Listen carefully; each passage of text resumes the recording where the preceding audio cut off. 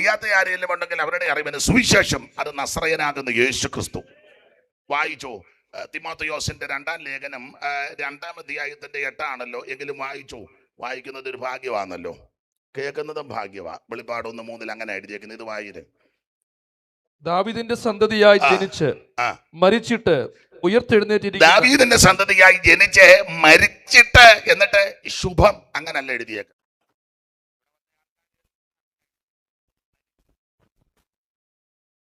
ശുഭം എന്ന് പറഞ്ഞു തീർക്കുകയല്ല, മരിച്ചിട്ട് ഉയർത്തെഴുന്നേറ്റിരിക്കുന്ന വിശേഷത. പണ്ട് പ്രായമുള്ളൊരമ്മ, നാടൻ അമ്മയാ, പഴയ അമ്മയാ, ഭാഷയൊക്കെ അത്ര നല്ലതല്ല. അമ്മ പറഞ്ഞ് എല്ലാവരും ചത്തു ഒടുങ്ങി, എൻ്റെ യേശു ചത്തു ആണുങ്ങളെ പോലെ ഉയർത്തുന്നു. അതൊക്കെ അങ്ങനെ പറയാനേ അറിയാവുള്ളൂ, എന്നാലും കൃത്യമാണ്. ദൈവത്തിന് മഹത്വം. ദാവീദിന്റെ ഉയർത്തെഴുന്നേറ്റ യേശുക്രിസ്തു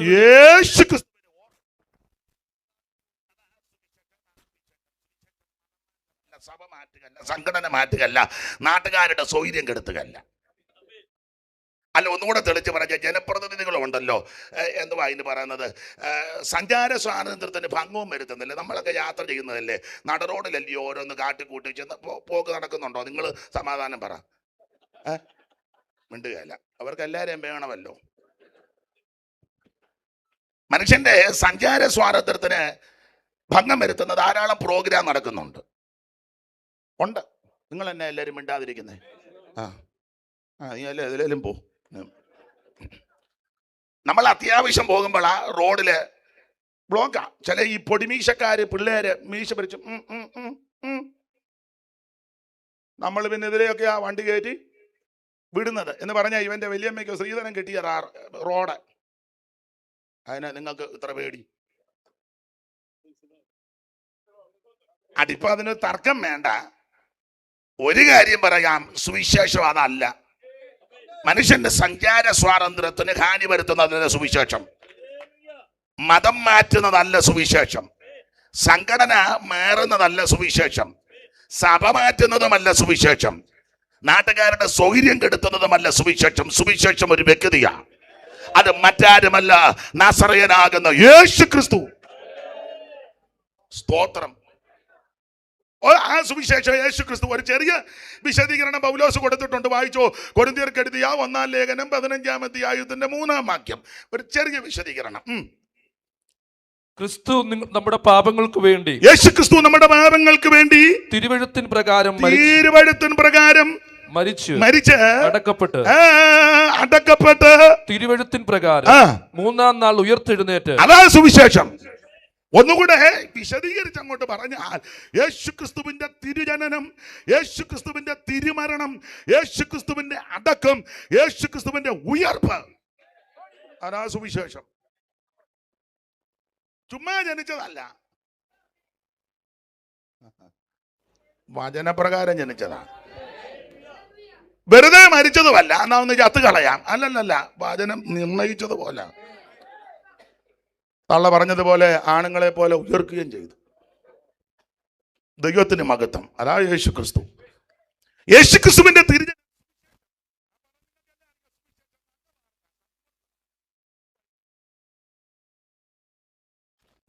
ഗുഡ് ന്യൂസ്, നല്ല വാർത്ത. അതിനാ ഇവിടുത്തെ വാർത്തയൊന്നും നല്ലതല്ല. ഇപ്പോൾ ഒരു വാർത്ത കേട്ടല്ലോ, ഇന്ത്യ പെന്തക്കോസ്ത് ദൈവസഭയുടെ പ്രധാനപ്പെട്ട ശുശ്രൂഷകളിൽ ഒരാളാണ് ബഹുമാനപ്പെട്ട TC കോശി അവർ. താമരപ്പള്ളി മുതലാളിനെയൊക്കെ പണ്ടുള്ളവർക്ക് അറിയാം. അത് അവർ കനാനായി സമുദായത്തിൻ്റെ പ്രഗത്ഭരായ, അവിടെ ഒരു വലിയ പ്രഗത്ഭനായ ഒരു മനുഷ്യനുണ്ടായിരുന്നു, കൊച്ചുതൊമ്മൻ. അദ്ദേഹം ബാരിസ്റ്ററായിരുന്നു. എന്ന് പറഞ്ഞാൽ ലോക കോടതിയിലൊക്കെ പോയി വാദിക്കാമെന്ന്, അത്രയ്ക്ക് പ്രഗത്ഭനായിരുന്നു.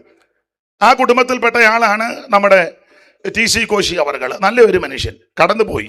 ആ വാർത്ത നല്ല വാർത്തയാണെന്ന് എല്ലാവർക്കും തോന്നുന്നില്ല, ദുഃഖവാർത്തയാണ്. അപ്പൊ ഇവിടെ കേൾക്കുന്ന വാർത്തകളെല്ലാം നമുക്ക് അസ്വസ്ഥത ഉണ്ടാക്കുന്ന വാർത്തയാ. കുറച്ച് നാൾ മുമ്പ് കേട്ടല്ലോ വാർത്ത. ഏതാ വാർത്ത? ഇല്ലേ, എലന്തൂര് ഒരു തള്ള വേറൊരു തള്ളയെ വെട്ടിക്കൊന്നു പ്രീതി കിട്ടാന്. പേരും പറഞ്ഞു പോയി, സുഹാസിനിയോ എന്നതാ, ലൈലയോ ഷൈലയോ, അറിയത്തില്ല, സാറിനൊക്കെ അറിയത്തില്ലയോ? നല്ല വാർത്തയാണോ? അല്ല, നല്ല വാർത്തയല്ല, നല്ല വാർത്തയല്ല. ഇന്ന് രാവിലെ പേപ്പർ എടുത്ത് വായിച്ചപ്പോൾ അതും ഒരു വാർത്ത വന്നു. അത് ഒരു നല്ല വാർത്തയായിട്ട് തോന്നുന്നില്ല, കേട്ടപ്പം ഒരു ബുദ്ധിമുട്ട് പോലെ ഇല്ലേ? മനോരമയുടെ ഫ്രണ്ട് പേജിലുണ്ട്, നല്ല വാർത്തയാണോ? കേൾക്കുമ്പോൾ നമുക്കൊരു, അപ്പോൾ ഇവിടെ കേൾക്കുന്ന വാർത്തകളെല്ലാം നമുക്ക് സ്വൈര്യം കെടുത്തുന്ന, മനോവേദന ഉണ്ടാക്കുന്ന, ദുഃഖമുളവാക്കുന്ന, അസ്വസ്ഥത ഉണ്ടാക്കുന്ന വാർത്ത തന്നെയല്ല. ദൃശ്യമാധ്യമങ്ങളിലും മറ്റു ഇടങ്ങളിലൊക്കെ കേൾക്കുന്ന വാർത്ത എല്ലാവരോടും ഒന്നിച്ചിരുന്ന് പറയാനും കേൾക്കാനും കൊള്ളുകയല്ലോ, ഒക്കുവോ? ഇല്ല. അപ്പനും വല്യമ്മയും മക്കളും എല്ലാം കൂടെ ഒന്നിച്ചിരുന്ന് വാർത്ത കേൾക്കാനും ഒക്കെയില്ല. ടി വി ആണെങ്കിലും മറ്റു മാധ്യമം തുറന്നാൽ ഒക്കത്തില്ല. അതിൻ്റെ പരസ്യങ്ങളാണെങ്കിലും സംസാരമാണെങ്കിലും ഡ്രസ്സിങ് ആണെങ്കിലും രീതി ആണെങ്കിലും ഒന്നും കാണാനും കേൾക്കാനും എല്ലാവരോടും ഒന്നിച്ചിരുന്ന് കൊള്ളുകയല്ലാത്ത. അതിൽ നോക്കിക്കൊണ്ടിരിക്കും, ആരെല്ലാം വന്നാൽ തട്ടി മാറ്റി വെച്ച് വേറെ അല്ലേ പിന്നെ കാണുന്നത്. ഉടനെ പവർ വിഷൻ, അന്നേരം ഊണ് എല്ലാം ദൈവം തമ്പുരാൻ കണ്ടോണ്ടിരിക്കും. കണ്ടത് വേറെയാ, ആരെങ്കിലും വരുമ്പോ ഉടനെ. ഇവിടുത്തെ വാർത്തകളൊന്നും നല്ലതല്ല. അതിലെ പ്രായമുള്ളവർ വർത്താനം പറയുമ്പോൾ പിള്ളേർ ചെല്ലുമ്പോൾ ചോദിക്കല്ലേ, എന്തുവാടാ മൂത്തവർ വർത്താനം പറഞ്ഞതിനിടെ എന്നാ കേൾക്കാനാ? കാരണം ഇവർക്ക് കേൾക്കാൻ കൊള്ളാത്തതായി നിങ്ങൾ ഇരുന്ന് ഒപ്പിക്കുന്നേ. അതെ, അല്ല പാസ്റ്റേഴ്സും ഒക്കെ ചെല്ലു പറയാം, ബ്രദർ അങ്ങോട്ട് ഇറങ്ങിക്കുക, ഞാൻ പുള്ളിയോട് 1-2 കാര്യം. അപ്പൊ മറ്റേ ബ്രദറിന് കേൾക്കാൻ പറ്റാത്തതാ ഈ ബ്രദർ. ഓ, നിങ്ങൾക്കൊന്നും അറിയാൻ മേൽ. അപ്പൊ ഇവിടുത്തെ വാർത്തകളെല്ലാം നമുക്ക് ബുദ്ധിമുട്ടുണ്ടാക്കുന്ന, ചെവിക്കത്ര സുഖം വരുന്ന വാർത്തയല്ല. പണ്ട് ഉണ്ണായി വാര്യര് നളചരിതത്തിൽ പറഞ്ഞതുപോലെ, സ്കൂളിൽ പഠിച്ചതാ, നിങ്ങൾക്കും പഠിച്ചതാ, ദമയന്തിയും നളനും ഒക്കെയുള്ള സംഭവം ഉണ്ണായി വാര്യരുടെ നളചരിതം. അപ്പം പൂന്തോട്ടത്തിൽ കൂടെ ഇങ്ങനെ അങ്ങോട്ട് തോഴിമാരുമായിട്ട് ദമയന്തി പോയപ്പോൾ അരയന്നം പറന്നു വരുന്നു. അപ്പോൾ അതെല്ലാം കണ്ടു.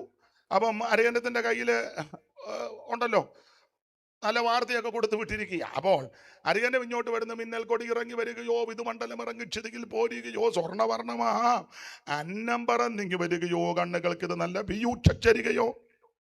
അരയന്നം ഇങ്ങോട്ട് വരികയാണ്. അപ്പോൾ പുള്ളിക്കാരി തോഴിമാരെ മാറ്റി വെച്ച് ഒന്ന് വർത്തമാനം പറയാൻ വേണ്ടി പുള്ളിക്കാരി പറഞ്ഞു, ചലതള്ളി ചെങ്കാരം ചെവികളിൽ അങ്കാരം, കോകില കൂജിതങ്ങൾ കൊടിയ കർണശൂലങ്ങൾ, കുസുമ സൗരഭം നാസാഗുകര സരസൈരിപം, അതിദുഃഖ കാരണം ഇന്നാരാമ സഞ്ചാരണം. ഈ പൂന്തോട്ടത്തിലെ സഞ്ചാരം ഇപ്പോൾ ഒരു അസ്വസ്ഥതയായിട്ട് തോന്നി. ആന ചലതള്ളി ചെങ്കാരം, ചെവികളിൽ അങ്കാരം, കോകില കൂജിതങ്ങൾ കൊടിയ കർണശൂലങ്ങൾ.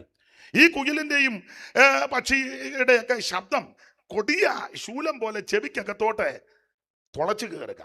കോകില കൂജിതങ്ങൾ കൊടിയ കർണശൂലങ്ങൾ, കുസുമ സൗരഭം നാസാകുകര സരസൈരിപം. ഈ പൂക്കളുടെ സുഗന്ധം പക്ഷെ എനിക്ക് എൻ്റെ നാസികക്കകത്ത് കുസുമ സൗരഭം നാസാകുകര സരസൈരിപം, അതിദുഃഖ കാരണം. ഞാൻ കടമെടുത്ത് പറയുകയാ, ഇന്നത്തെ വാർത്തകളെല്ലാം അതിദുഃഖവും ചെവിക്കകത്ത് ശൂലം കൊണ്ട് തുളച്ചു കയറ്റുന്ന വാർത്തകളാകുമ്പോൾ ഇതിന്റെ നടുവിൽ നല്ല വാർത്ത ഒന്നേ ഉള്ളൂ. കേൾക്കാൻ ഇമ്പമുള്ള വാർത്ത, കേട്ടിരിക്കുന്ന വാർത്ത, കേൾക്കാൻ സുഖമുള്ള വാർത്ത മാത്രമാണോ? കേൾക്കുമ്പോൾ സൗഖ്യമുണ്ടാക്കുന്ന വാർത്ത.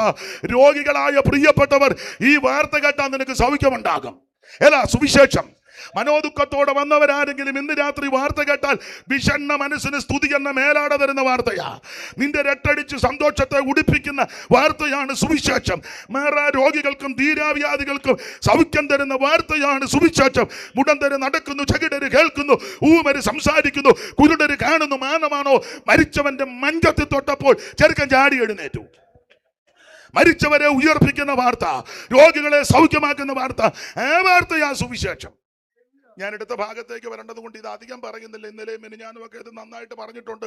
അത് നന്നായിട്ട് പറയാൻ കഴിവും പ്രാഗൽഭ്യമുള്ളവരെയാ അദ്ദേഹം വിളിച്ചത്. പിന്നെ ഒടുവിൽ യോനായ്ക്ക് ചീട്ട് വീണതുപോലെ എനിക്കും വീണു. അപ്പം അതുകൊണ്ട് ഇന്ന് രാത്രി ദൈവത്തിന് മകത്ത് അല്പകാര്യങ്ങൾ ചിന്തിക്കാം. നല്ല വാർത്തയാ സുവിശേഷം. എന്താ സുവിശേഷത്തിന്റെ വിശേഷത? ഒത്തിരിയുണ്ട് വിശേഷത. ഈ സുവിശേഷത്തിന്റെ ഒരു വിശേഷത, ഇത് രക്ഷിക്കുന്ന മാർഗമാണ്. നമുക്കറിയാമല്ലോ, റോമാലേഖനം 1-ാം അധ്യായത്തിന്റെ 16-ാം വാക്യം ഒന്ന് വായിച്ചോ. ഇന്ന് വാക്യം വായിക്കണം. കാരണം ഞാൻ എപ്പോഴും പറയും, ചില ആൾക്കാർ എന്നെ പറ്റി പറയുന്നത് അയാൾ വായി വരുന്നതെല്ലാം വിളിച്ചു പറയുമെന്ന്. അപ്പൊ എന്റെ വായിൽ എന്നതാ വരുന്നെന്നുള്ളതായി വായിപ്പിക്കുന്നത്. വായിച്ചോ. സുവിശേഷത്തെ കുറിച്ച് എനിക്ക് ലജ്ജയില്ല. സുവിശേഷത്തെ കുറിച്ച് എനിക്ക് ലജ്ജയില്ല. വിശ്വസിക്കുന്ന അത് രക്ഷയ്ക്കായി ആ. ദൈവശക്തിയാകുന്നു. അപ്പോൾ ആ വാക്യത്തിന്റെ വെളിച്ചത്തിൽ സുവിശേഷം രക്ഷിക്കുന്ന മാർഗമാ. മറ്റൊരുത്തനും രക്ഷയില്ല, യേശു ക്രിസ്തു മാത്രം രക്ഷകൻ. അവൻ ആകാശത്തിന് കീഴിൽ മനുഷ്യരുടെ ഇടയിൽ ഭൂമിക്ക് മുകളിൽ നൽകപ്പെട്ട ഒരേ ഒരു നാമം, ഒരേ ഒരു മാർഗം, രക്ഷിക്കുന്ന മാർഗം യേശു ക്രിസ്തുവിന്റെ നാമം. സുവിശേഷമല്ല, സുവിശേഷം രക്ഷിക്കുന്ന മാർഗമാ. എല്ലാം ഞാൻ വിവരിക്കുന്നില്ല, രക്ഷിക്കുന്ന മാർഗമാ സുവിശേഷം. മറ്റൊരുത്തരും രക്ഷയില്ല. കർമ്മമാർഗം കൊണ്ടോ, പുണ്യപ്രവൃത്തി കൊണ്ടോ, ദാനധർമ്മം കൊണ്ടോ, നേർച്ച കാഴ്ച കൊണ്ടോ, ആചാര അനുഷ്ഠാനങ്ങൾ കൊണ്ടോ, പാരമ്പര്യം കൊണ്ടോ ഒന്നും രക്ഷപ്പെടത്തില്ല. രക്ഷപ്പെടാൻ ഒറ്റ മാർഗം, ഒറ്റ വഴി, യേശു ക്രിസ്തു മാത്രം. അപ്പോൾ സുവിശേഷം രക്ഷിക്കുന്ന മാർഗം. ഓടിച്ചു മുമ്പോട്ട് പോകാം. 2, സുവിശേഷത്തിന്റെ വിശേഷത, ഇത് സമാധാനത്തിന്റെ മാർഗമാണ്. അറിവുണ്ട വാക്യമാണല്ലോ. 6:15 വായിച്ചോ. എഫേസ്യ ലേഖനം 6-ാം അധ്യായം 15-ാം വാക്യം. എല്ലാവർക്കും അറിവുള്ള വാക്യമെങ്കിലും വായിച്ചോ. 14 മുതൽ വായിച്ചോ. 14 മുതൽ. നിങ്ങളുടെ അരയ്ക്ക് സത്യം കിട്ടിയും, നിങ്ങളുടെ അരയ്ക്ക് സത്യം കിട്ടിയും, നീതി എന്ന കവചം ധരിച്ചും, സമാധാന സുവിശേഷം ഒരുക്കം കാലിന്. അപ്പൊ സുവിശേഷത്തിന്റെ 2ാമത്തെ വിശേഷത, ഇത് സമാധാനത്തിന്റെ മാർഗമാണ്. ഇത് സമാധാനം തരുന്നതാ. സുവിശേഷം പ്രസംഗിക്കുന്നവരും സമാധാനക്കാരായിരിക്കണം. അല്ല, അങ്ങനെ ആണല്ലോ. സുവിശേഷം പ്രസംഗിക്കുന്നവര് വഴക്കും പുക്കാറും ഉണ്ടാക്കരുത്. കേസും കോടതിയും വഴക്കും പുക്കാറും. ഇതൊക്കെ ആയിരിക്കും പറയുന്ന, അയാൾ വായി വരുന്ന എല്ലാം പറയുന്നു.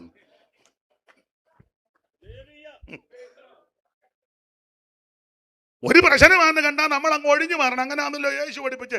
അവിടുന്ന് വാങ്ങിപ്പോയെന്നാ. അവിടുന്ന് അതാ നമ്മുടെ മാർഗം. ഒരു പ്രശ്നമാണെന്ന് കണ്ടാൽ നമ്മൾ അങ്ങ് ക്ഷമിച്ചേക്കണം. ചിലപ്പോൾ തെറ്റ് അവരുടെ ഭാഗത്തായിരിക്കും. നമ്മൾ ക്ഷമിക്കുന്നതുകൊണ്ട് ഒരു ദോഷവും വരികയില്ല, ഗുണമേ വരുള്ളൂ. ഇത് സമാധാനത്തിന്റെ മാർഗമാണ്. ഏത് സുവിശേഷം? കാരണം എന്നാ? ക്രിസ്തു നമ്മുടെ സമാധാനം. നീയധികം ധനിയാകാൻ നിധിയാം തീയിൽ ഊതി കഴിച്ചവൻ മതിയാ. ഭൂവിൽ ക്രിസ്തുവുള്ളവനെ പോൽ ഇത്ര ധനികനില്ലറിയുക. എന്തിനാകുലം കലരും നൻ മനമേ, എന്തിനാകുലം മനമേ. യേശു നായകൻ നിനക്കെന്നും ധനമേ. എന്തിനാകുലം കലരുന്ന മനമേ, എന്തിനാ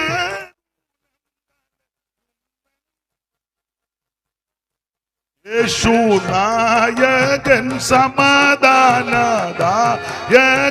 നിനക്കെന്നും ധനമേ. എന്തിനാകുലം. കരമുയർത്തി ദൈവത്തെ മഹിതപ്പെടുത്ത്. അപ്പൊ സുവിശേഷം സമാധാനത്തിൻ്റെതാ. സമാധാനം. അതുകൊണ്ടല്ലോ മുമ്പേ ഇവിടെ ജനപ്രതിനിധികളുമൊക്കെ MP, ബഹുമാനപ്പെട്ട MP ഒക്കെ പറഞ്ഞു. അവരുമൊക്കെ വിളവിനാൽ അദ്ദേഹം പറഞ്ഞതൊക്കെ കേട്ടോ. പ്രശ്നങ്ങളാ പലയിടത്തും. പക്ഷെ നമ്മൾ പ്രശ്നം ഉണ്ടാക്കാറില്ല. ഇപ്പോൾ ഒരു സ്ഥലത്ത് ചെന്ന് പരസ്യയോഗം നടത്തുക, ഒരു ഉപദേശി മൈക്ക് ഒക്കെ കെട്ടി, ചെറിയ ഹാൻഡ് മൈക്ക, വലുതൊന്നുമല്ല, അത് വെച്ച് പരസ്യയോഗം നടത്തുമ്പോൾ ചില മുമ്പേ പറഞ്ഞ ചില വിദ്വാന്മാർ വന്ന് ഉടനെ തന്നെ ഈ പാവം പിടിച്ച് ഉപദേശി മൈക്കും എടുത്തോണ്ട് ഉടനെ അവിടെ നിന്ന് അങ്ങ് പോവുക. അതിനാ ഇത് സമാധാനത്തിന്റെ മാർഗമാണ്. സമാധാനമാണ്. അതേസമയം വേറൊരു പാർട്ടിക്കാർ നടത്തുന്ന യോഗത്തിന് ഈ പൂഞ്ഞാൻ ചെന്ന് കൊടി ഒന്ന് എടുക്കുവോ, സാറ് സമാധാനം പറ, എടുത്താൽ തന്നെ ആയിരിക്കും വിഷയം. അവൻ പോകുകയല്ല, അഥവാ ചെന്നാൽ അടിയും കൊടുത്തു. അതാ പുള്ളിക്കറിയാം അതിന്റെ വകുപ്പ്. അപ്പൊ എന്താ ഞങ്ങളിത് ചെയ്യാത്തതിന്റെ കാര്യം? ഇത് സമാധാനത്തിന്റെ മാർഗമാണ്. ദൈവത്തിന് മഹത്വം, ദൈവത്തിന് മഹത്വം.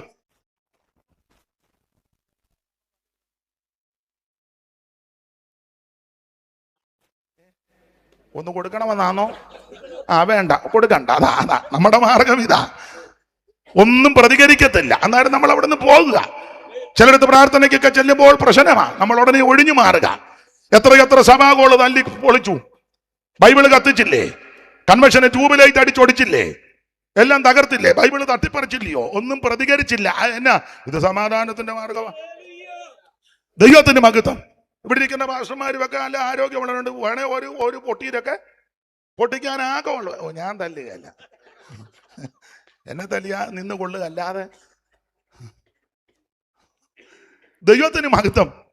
നമ്മുടെ മാർഗം ഇത് സമാധാനത്തിന്റെ മാർഗമാണ്. സുവിശേഷം ഒരു വ്യക്തിയുടെ ജീവിതത്തിൽ ചെന്നാൽ അവന് സമാധാനം. സുവിശേഷം ഒരു കുടുംബത്തിൽ ചെന്നാൽ ആ കുടുംബത്തിന് അനുഭവിക്കുന്നവരായി ഇതിനകത്തിരിക്കുന്നേ, ആ കുടുംബത്തിന് സമാധാനം. സുവിശേഷം ഒരു ദേശത്ത് ചെന്നാൽ ദേശത്തിന് സമാധാനം. സുവിശേഷം ഒരു സംസ്ഥാനത്തെത്തിയാൽ ആ സംസ്ഥാനത്ത് സമാധാനം. ഒരു രാജ്യത്തെത്തിയാൽ രാജ്യത്തിന് സമാധാനം. കാരണം ഇത് സമാധാനത്തിന്റെ മാർഗമാണ്. അപ്പൊ എന്താ സുവിശേഷത്തിന്റെ വിശേഷത? ഒന്ന്, രക്ഷിക്കുന്ന മാർഗം. രണ്ട്, സമാധാനത്തിന്റെ മാർഗം. ഒരു കാര്യം കൂടെ പറഞ്ഞ ആ ഭാഗം വിടാം. അതിനെ നോക്കൂ. വായിച്ചേ, തിമോത്തിയോസിന്റെ 2-ാം ലേഖനം 1-ാം അധ്യായത്തിന്റെ 10-ാം വാക്യം വായിച്ചു. 2-ാം ലേഖനം 1-ാം അധ്യായം 10-ാം വാക്യം. തോമസ് കുട്ടിച്ചാൻ ഈ മൈക്കൂടെ തരാം. ഞാൻ ഇടയ്ക്ക് പഴയ പാട്ടറിയാവുന്നുണ്ട്, ചിലപ്പോൾ 2 ചീല് പാടും. പിടിച്ചോ. ഇപ്പോൾ മരണം നീക്കുകയും സുവിശേഷം കൊണ്ട് ജീവനും അക്ഷയതയും വെളിപ്പെടുത്തുകയും ചെയ്യും. അപ്പൊ ശ്രദ്ധിക്കുക, സുവിശേഷത്തിന്റെ 3-ാമത്തെ വിശേഷത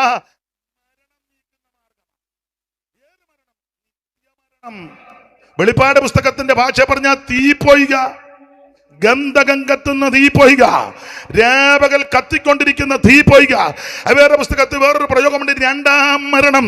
ആ മരണത്തെ നീക്കുന്ന മാർഗമാണ് സുവിശേഷം. ആ മരണത്തിൽ നിന്ന് രക്ഷിക്കുന്ന മാർഗമാണ് സുവിശേഷം. അതുകൊണ്ട് ഇന്ന് രാത്രി എന്നെ കേൾക്കുന്ന ബഹുമാന്യരെ, ഈ സുവിശേഷം ഇനിയും അറിയിക്കണം. അത് അംഗീകരിക്കുവോ അംഗീകരിക്കാതിരിക്കുവോ അത് അവനവന്റെ ഇഷ്ടമാ. ആരെയും നിർബന്ധിക്കരുത്, സമ്മർദ്ദം ചെലുത്തരുത്. പക്ഷെ പറയേണ്ട കടമ നമ്മുടേതാ. ദൈവം നമ്മളെ പരമേൽപ്പിച്ചു.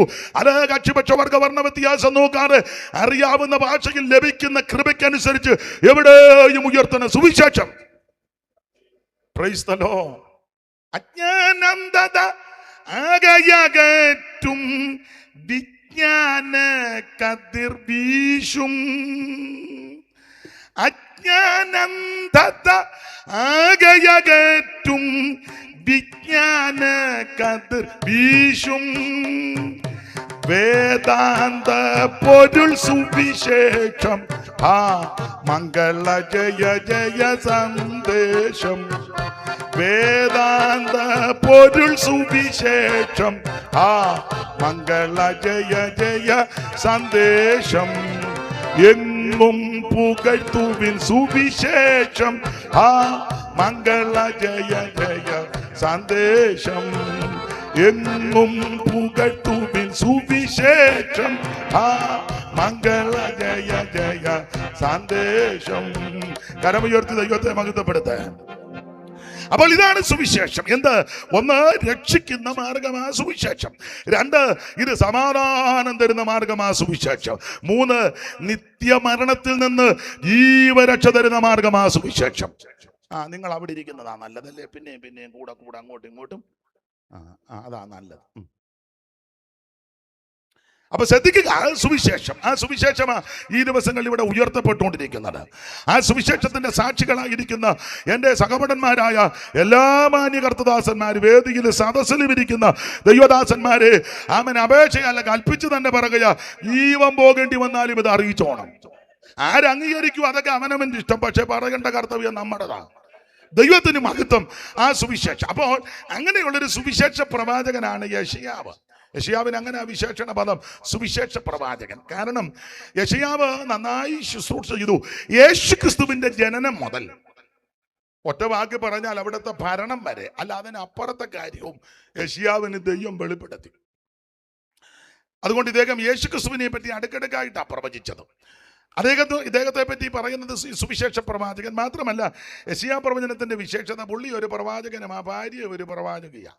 രണ്ടുപേരും ശുശ്രൂഷയാ. അതൊരു വലിയ അനുഗ്രഹമാണ്. ഭാര്യയും ഭർത്താവും പ്രവചിക്കുക എന്നുള്ളത്. ഇത് ചിലരെ പ്രവചിച്ച് വരുമ്പോൾ ഭാര്യയ്ക്ക് ചിലപ്പോൾ ഇഷ്ടപ്പെട്ടെന്ന് വരികയല്ല. ചിലടത്ത് ഭാര്യ പ്രവചിക്കാനെ ഭർത്താവിനും ഇഷ്ടപ്പെട്ടെന്ന് വരികയല്ല. അങ്ങനെയൊക്കെ ഉള്ള ധാരാളം കുടുംബങ്ങളും വ്യക്തികളുമുണ്ട്.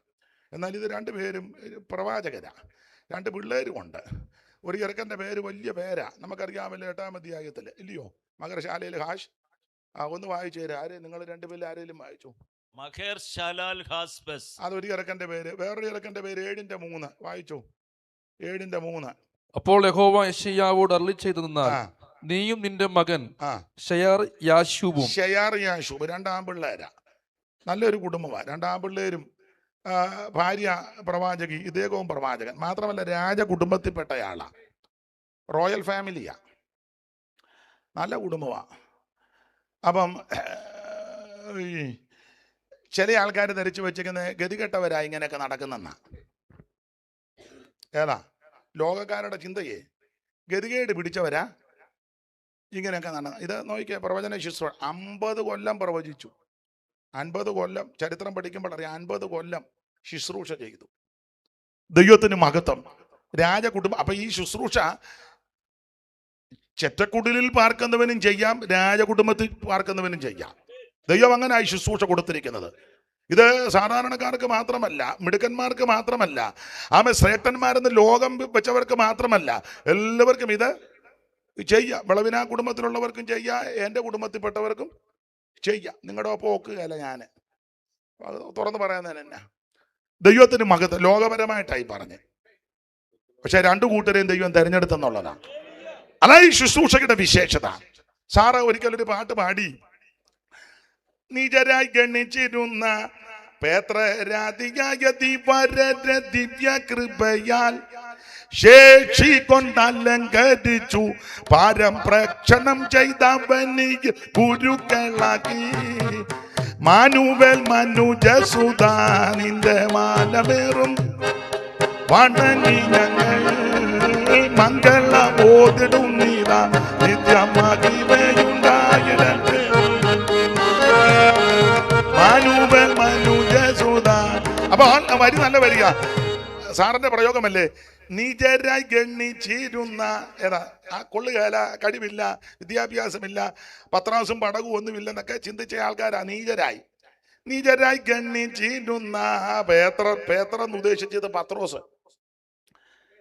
അതാ സാറിന്റെ പ്രയോഗം, ഭാഷയുടെ പ്രയോഗമാ. പേത്ര നീചരായി ഗണിച്ചിരുന്ന പേത്രരാധിയായ ധീവരർ മുക്കുവന്മാർ, മത്സ്യത്തൊഴിലാളികള്, ധീവരർ. നീചരായി, നമ്മൾ മിക്കതും അർത്ഥം അറിയാൻ അങ്ങ് പാടി വിടുക, പിന്നെ എന്തേലും ആട്ടെ വരുന്നിടത്ത് വെച്ച് കാണാന്ന് ഓർത്ത്. പക്ഷെ അർത്ഥവും കൂടെ അറിഞ്ഞ് പാടിയ കത്തും. പിന്നെ ഒരു ദിനോട് ഞാൻ ഒരിക്കലും ഒരു പാട്ട് പാടിയുമ്പോൾ ഞാൻ ചോദിച്ചു, എന്തുവാ മോനെ അർത്ഥം? അതെന്തുവാ? അടവി തരുക്കളിനിടയിൽ ഒരു ഭയങ്കര അടവി വരുമ്പോൾ നാരകം പോലെ നമ്മൾ നീക്കണം. അടവിയല്ലേ, കൊടുങ്കാറ്റും അടവിയൊക്കെ വരുമ്പം അവനതേ അറിയാമോ? പറഞ്ഞിട്ടൊന്നും കാര്യമില്ല. ദൈവത്തിന് മഹത്വം. അപ്പോൾ നീചരായി ഗണിച്ചിരുന്ന പത്രോസ്, ആദിയായ ധീവരർ മുക്കുവന്മാർ, നിജരായി ഗണിച്ചിരുന്ന പേത്രരാധിയായ ധീവരരെ ദിവ്യ കൃപയാൽ ശേഷി കൊണ്ടലങ്കരിച്ചു പാരം പ്രക്ഷണം ചെയ്തവനിൽ ഗുരുക്കളാക്കി മാനുവൽ മനുജസുത നിന്റെ മാനമേറും തൃപ്പാദങ്ങൾ വണങ്ങി ഞങ്ങൾ ആ മംഗളമോതിടും നീതാ നിത്യം മഹിമയുണ്ടായിടട്ടെ മാനുവൽ മനുജസുത. അല്പമുപകരണം കൊണ്ടു നൽപടുന്ന മകത്തായ വേലകൾ ചെയ്തും ശില്പികൾ കൂടയവന് നീയേജിൽ പുരുഷൻ ചിരന്തര നമസ്കാരം മാനുവൽ മനുജസുത നിന്റെ മാനമേറും.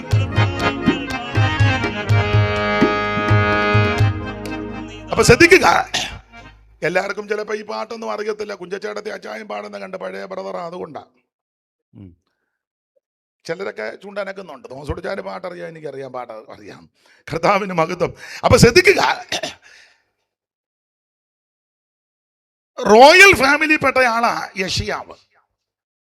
എല്ലാം രാജകുടുംബത്തിൽപ്പെട്ടയാൾ. 50 വർഷം ശുശ്രൂഷിക്കുന്നു. ഭാര്യ പ്രവാചക, 2 ആൺപിള്ളേര്. മാത്രമല്ല ഇദ്ദേഹത്തിന്റെ ശുശ്രൂഷയുടെ കാലം, എല്ലാ ഭാഗവും എടുക്കുന്നില്ല. ശുശ്രൂഷയുടെ കാലം ഞാൻ പറയാറുണ്ട്, നിങ്ങൾക്കറിയാം. പ്രഗത്ഭന്മാരുടെ കാലത്താണ് ശുശ്രൂഷിക്കുന്നത്. വായിച്ചേ 1:1, യെശയ്യാവ് 1:1. ആമോസിന്റെ മകനായ യെശയ്യാവ് യഹൂദ രാജാക്കന്മാരായ ഉസിയാവ്, യോഥാം, ആഹാസ്, യെഹിസ്കീയാവ് 4 കക്ഷികളുടെ കാലത്താണ് ശുശ്രൂഷിക്കുന്നത്. 4 നല്ല ഏറ്റ പുള്ളിക്കാരാ. ഏതാ? ഉസിയാവ്, യോഥാം, ആഹാസ്, യെഹിസ്കീയാവ്. 4 എണ്ണം ഒന്നുകൊന്നൊക്കെ മെച്ചവാ. അയ്യോ, ഇവരുടെ കാലത്ത് ശുശ്രൂഷിക്കുക എന്ന് പറഞ്ഞാൽ വലിയ ബുദ്ധിമുട്ടാ. ചില സഭയിലൊക്കെ ചില പാസ്റ്റർമാരിക്കുമ്പോൾ ചോദിക്കല്ലേ, എവിടെയൊക്കെ ഇരുന്നിട്ടുണ്ട്? ഇന്നെടുത്തിന്. അവിടെ ഇരുന്നതാന്നോ എന്നെ പറഞ്ഞു. പിന്നെ അവിടെ ഇരുന്നതാ. ഓ, എങ്ങനെ ഇരുന്നു? അവിടെ ഇരുന്നു. അവിടെ അല്ലയോ വടക്കാളി ജോർജ്, ഞാനൊരു പേരങ്ങ് പറയുക. ആ ജോർജാണ് അവിടെ. അയ്യോ, നൊണമേരി ആ സഭയിലല്ലേ? ആ നൊണമേരി അവിടെ എങ്ങനെ ഇരുന്നു? ഇന്നാളൊരാൾ ചോദിച്ചു, പാരക്കറിയാച്ചൻ ഇപ്പോഴും കൊണ്ടുവന്ന്. പാര കറിയാച്ചൻ എന്നാ പേര്, പാര വെക്ക, അതിനെ പാരക്കറിയാച്ചൻ. അപ്പൊ പാരക്കറിയാച്ചനും നൊണമേരിയും വടക്കാളി ജോർജും ഒക്കെ ഉള്ള സ്ഥലങ്ങളിലെ ദൈവത്തിന് വലിയ ബുദ്ധിമുട്ടാ ഇങ്ങനെ ശുശ്രൂഷിക്കുന്നത്. അപ്പോൾ ഈ വമ്പൻ രാജാക്കന്മാര് 4 പേരുടെ കാലത്താ ശക്തമായി ശുശ്രൂഷ യെശയ്യാവ് ചെയ്തത്. ഒന്നുകൂടെ ആ പേരുകളൊന്ന് വായിച്ചോ കർത്തൃദാസനെ. യഹൂദ രാജാക്കന്മാരായ ഉസ്സിയാവ്, യോഥാം, ആഹാസ്, യെഹിസ്കിയാവ് എന്നിവരുടെ കാലത്ത് യെശയ്യാവ് ശുശ്രൂഷിച്ചു. ഉസ്സിയാവ്, യോഥാം, ആഹാസ്, ഹിസ്കിയാവ് 4 നല്ല പറ്റിയ പുള്ളിക്കാരാ. തവിക്കൊത്ത കണയെന്ന് പറഞ്ഞതുപോലെ. എന്തുവാ 4 പേര്? ഓടിച്ചങ്ങ് പറയാം.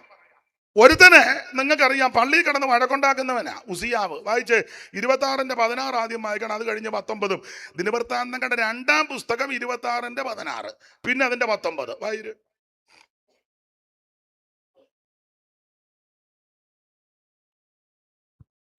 എന്നാൽ അവൻ ബലവാനായപ്പോൾ, ഇവനെ ബലവാൻ എന്ന് പറഞ്ഞാൽ ഉസ്സിയാവിനെ പറ്റിയാ. ഇച്ചിരി കാശും പുത്തനും ചുറ്റുപാടും ഒക്കെ ആയപ്പം ഇച്ചിരി അഹങ്കാരവും ഒക്കെ അങ്ങനാന്നല്ലോ സ്വാഭാവികം. ആ മനുഷ്യന്റെയൊക്കെ പ്രകൃതി അങ്ങനെ. പരുവക്കേട് കാലത്ത് ആരും കാണുകയല്ല. കവി അങ്ങനെ പറഞ്ഞ്, സുഖത്തിലുണ്ടാ സഖിമാൻ അനേകർ, ദുഃഖം വരുമ്പോൾ പുനരാരുമില്ല. കാശും പുത്തനും ഇല്ലെങ്കിൽ ആരും കാണുകയല്ല. കാശും പുത്തനും കൊണ്ട് ബിൽസച്ചാൻ എൻ്റെ അടുത്ത ആളാന്ന് പറയും. അപ്പച്ചൻ ഇറങ്ങിയ കാലത്ത് ആരും, സത്യം പറയണം, അങ്ങനെ തന്നെ. അപ്പച്ചൻ ഇറങ്ങിയപ്പോളേ അടിയും ബഹളവും കാലുവാരി എറിയുകയും അന്ന് വലിയ ഗതിയൊന്നും ഭൗതികം ഞാൻ എന്നെ നോക്ക് ഉള്ള കാര്യമായി പറയുന്നു. ഇപ്പൊ അദ്ദേഹത്തിന് ദൈവം ഭൗതിക നന്മയും പിള്ളേരെ എല്ലാം മാനിച്ചു. ഇപ്പൊ എല്ലാരും അങ്ങ് നിങ്ങൾക്ക് മനസ്സിലാകാരിയാണോ? അല്ല, പുള്ളിയുടെ കാര്യം പറയാനെ പിന്നെ വേറൊരുത്തന്റെ പറയുമ്പോൾ കൊങ്ങാക്കി പിടിച്ചാൽ എടുക്കും. മനുഷ്യന്റെ എല്ലാം പ്രകൃതി അങ്ങനെ. കാശും പുത്തനും ചുറ്റുപാടും കൊണ്ടേ പറയാം, എന്റെ ഫസ്റ്റ് കസിന്. ഇതൊന്നുമില്ലെങ്കിൽ ഒരമ്മയുടെ വയറ്റിൽ നിന്ന് വന്നിട്ട് നമ്മൾ വയ്ക്കുക, നിങ്ങളുടെ ബ്രദർ അല്ലേ നമ്മളെ? പുള്ളിയെ കണ്ടിട്ടുണ്ട്. പുള്ളി എവിടെ? മുണ്ടുകോട്ടക്കാരനാണോ? ഒരമ്മയുടെ വയറ്റിൽ നിന്ന് വന്നതാ. ചോദിക്കാം, മുണ്ടുകോട്ടക്കാരനാണോ എന്ന്. മനുഷ്യന്റെ എല്ലാം പ്രകൃതി അങ്ങനെ. അല്ല, ഞാൻ ഓഡിയൻസിനോടും പറയാം, സഭയിലൊക്കെ ചിലരിങ്ങനെ പാവം കളിച്ചിരിക്കും. അപ്പോ നമ്മളവർക്ക് ഇവൻ പാവമല്ല, കാശും പുത്തനും ഇല്ലാഞ്ഞുകൊണ്ട് ഇവൻ പമ്മിയിരിക്കുക. ഇവന്റെ 10 രൂപ കിട്ടുമ്പോൾ ഇവനെ തനിനിറം വെളിപ്പെടും. നിങ്ങൾ ശ്രദ്ധിച്ചോ? സഭയിലൊക്കെ വരുമ്പോ പാവം പിടിച്ച് നിൽക്കുന്നതൊക്കെ കാണാം. നമ്മളങ്ങ് നോക്കുമ്പോ പാവമാണ്, ഒരു പാവവും ഇല്ല. ഇവൻ വലിയ കാട്ടാനയ്ക്ക് ലാട പഠിച്ചവനാ. ഇപ്പൊ ഇവൻ പമ്മി ഇരിക്കുന്നത് ഇവന്റെ പിടിപ്പൊന്നും. നിങ്ങൾ ശ്രദ്ധിച്ചേ, ഞാൻ ഇത് പറഞ്ഞു, നിങ്ങൾക്ക് എത്ര എണ്ണത്തിനെ അറിയാം ഇല്ലേ? അമേരിക്കയിലോ പേർഷ്യയിലോ ഗൾഫിലോ കാനഡയിലോ പോയിട്ട് ഇങ്ങോട്ട് വന്നപ്പോ പിന്നെ അവർക്ക് മലയാളം അന്നേരം ഒറ്റ ഇടി കൊടുക്കണം. അന്നേരം അയ്യോ, അത് നല്ല മലയാളമല്ലേ, അത് നല്ല മലയാളമല്ലേ. അമേരിക്കയിലൊക്കെ ചെല്ലുമ്പോ എല്ലാവരും അല്ലെങ്കിലും പിള്ളേർക്ക് മലയാളം അറിയത്തില്ല. അവരൊന്ന് തെറി പറഞ്ഞ അവർ അന്നേരം ചെന്ന് പറയാം, അയാൾ എന്നെ തെറി പറഞ്ഞെന്ന്. അവൻ മലയാളം അറിയല്ലേ? സത്യം പറ തോന്നിച്ചാ.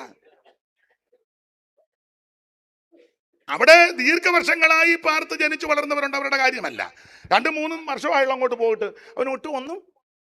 പണ്ടൊരുത്തം പോയിച്ച് 2 വർഷം കഴിഞ്ഞ് വന്ന് വെച്ചു, ഈ കായ എന്നാന്ന് തെങ്ങ ചൂണ്ടി വെച്ച്, ഇത് എന്നാ കായാന്ന്. ഇപ്പോൾ ഒരുത്തം പറഞ്ഞ്, നീ ഇത് കാട്ട് മോട്ടിച്ചാനല്ലോടാ ഇവിടുന്ന് ബോംബെ ചാടി, പിന്നെ അവിടുന്ന് കപ്പലെ കയറി പുജറായി ചെന്ന് പമ്മി ഇറങ്ങിയേച്ച് കൊച്ചുവെള്ളത്തെ കയറി.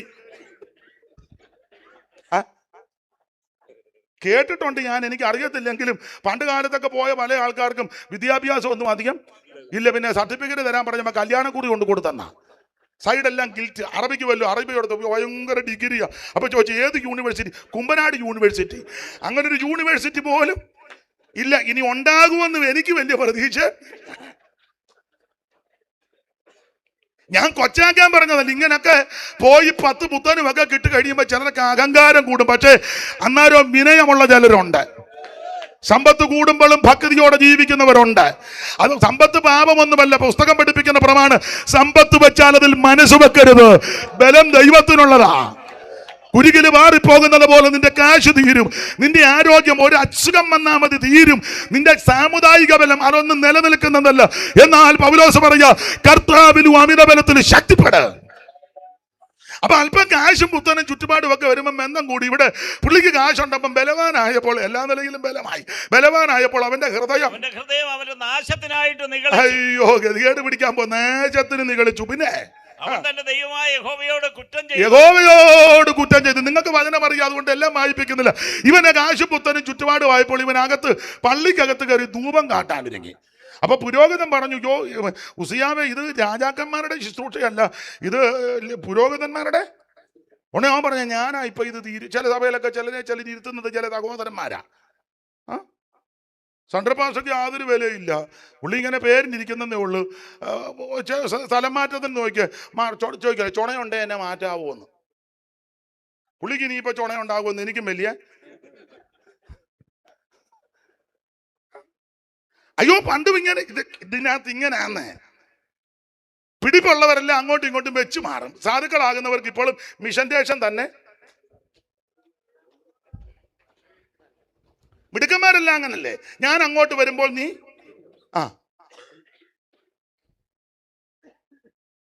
എന്നാ അന്തരീക്ഷം, സ്റ്റേജിൽ അന്തരീക്ഷം പോകുന്നേ. ദൈവത്തിന് മഹത്വം. എന്നാൽ നടത്തിപ്പുകാര് പറയുന്ന അനുസരിച്ച് പോകുന്നവരുണ്ട്.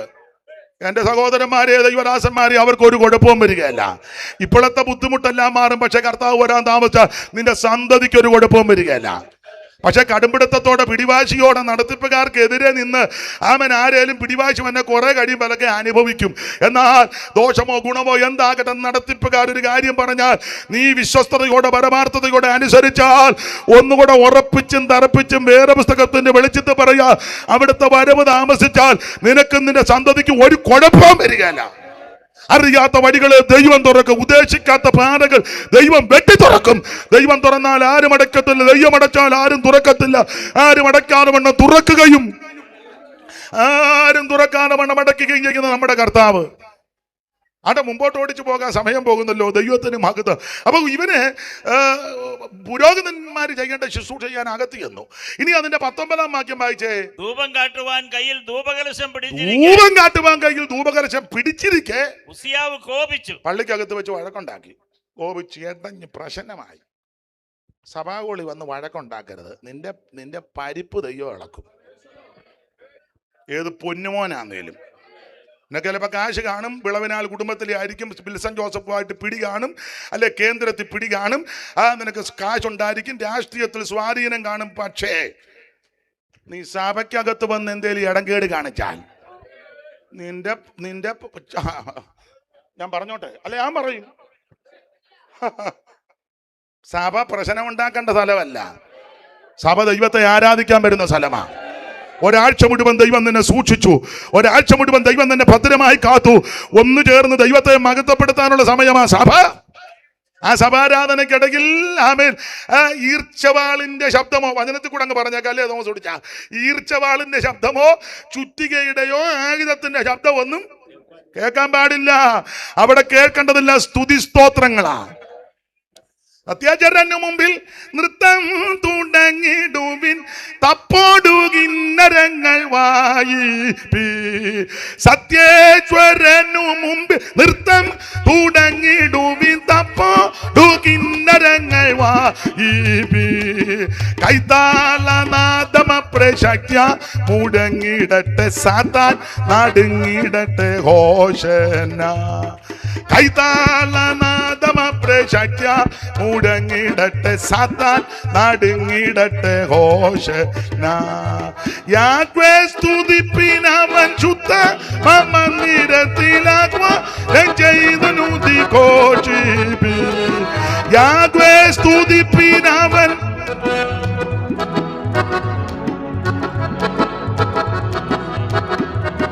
വൈകായ സംവിധാന ഭംഗി പരിഗണിച്ച മകേശ്വര തുതികൾ ചെയ്തി.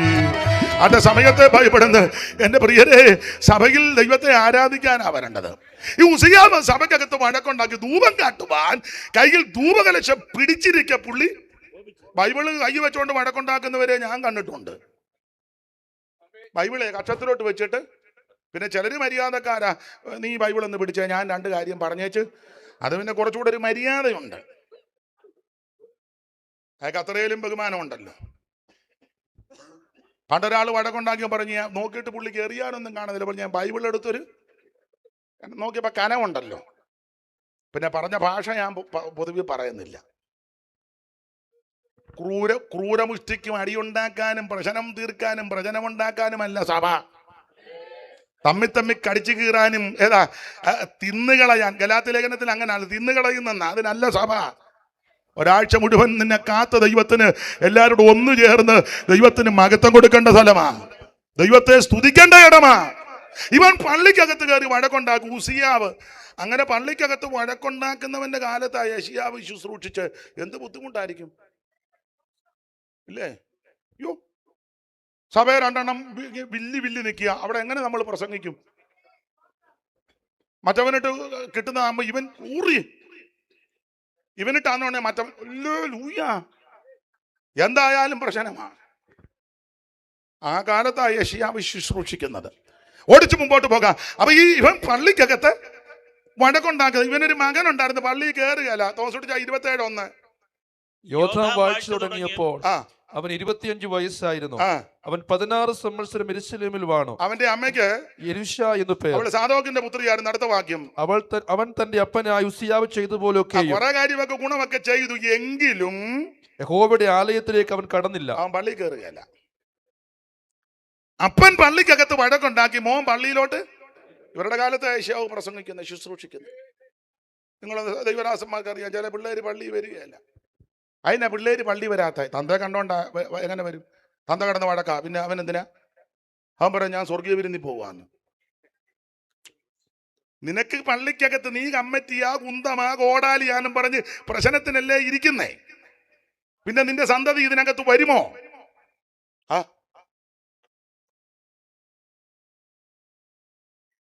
എന്നാ ആ ഭാഗത്തൊരു അന്തരീക്ഷത്തിന് വ്യത്യാസം. ഇന്ന് മിക്ക ഭാഗവും അന്തരീക്ഷം മാറും.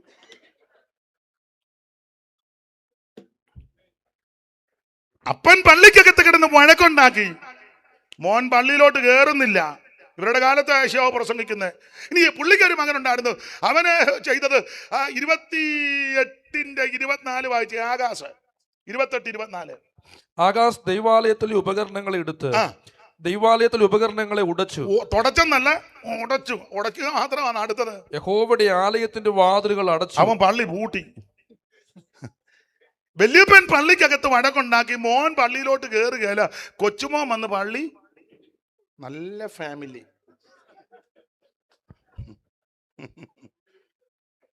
തീർന്നില്ല.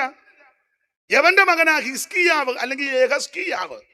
അവൻ ചെയ്തതോ അവനും കുറെ ഗുണമൊക്കെ ചെയ്തു, എന്നിട്ട് ഇവൻ വേണ്ടാധീനവും ചെയ്തു. വായിച്ചേ, രാജാക്കന്മാരുടെ 2-ാം പുസ്തകം അതിൻ്റെ 18-ാം അധ്യായത്തിന്റെ 14 വായിച്ചേ. അപ്പോൾ യഹൂദ രാജാവായ യെഹിസ്കിയാവ് ലാക്കീഷിൽ അശ്ശൂർ രാജാവിന്റെ അടുക്കൽ ആളയച്ചു. അശ്ശൂർ രാജാവായിട്ട് കയറി കൊമ്പ് അടുപ്പമായി. അടുത്തത്, ഞാൻ കുറ്റം ചെയ്തു. എന്തുവാ? എന്നെ വിട്ടു പോകണം. നീ എനിക്ക് കൽപ്പിക്കുന്ന പിഴ ഞാൻ അടച്ചുകൊള്ളാം, ഞാൻ തരാന്ന്. പറ. അശ്ശൂർ രാജാവ് യഹൂദ രാജാവ് ഹിസ്കിയാവിന് 300 താലന്ത് വെള്ളിയും 30 താലന്ത് പൊന്നും പിഴ കൽപ്പിച്ചു. ഹിസ്കിയാവ് യഹോവയുടെ ആലയത്തിലും രാജധാനിയിലെ ഭണ്ഡാരത്തിലും കണ്ട വെള്ളിയൊക്കെയും കൊടുത്തു. സ്വോത്രകാഴ്ച എടുത്ത് കേസ് കളിച്ചെന്ന്.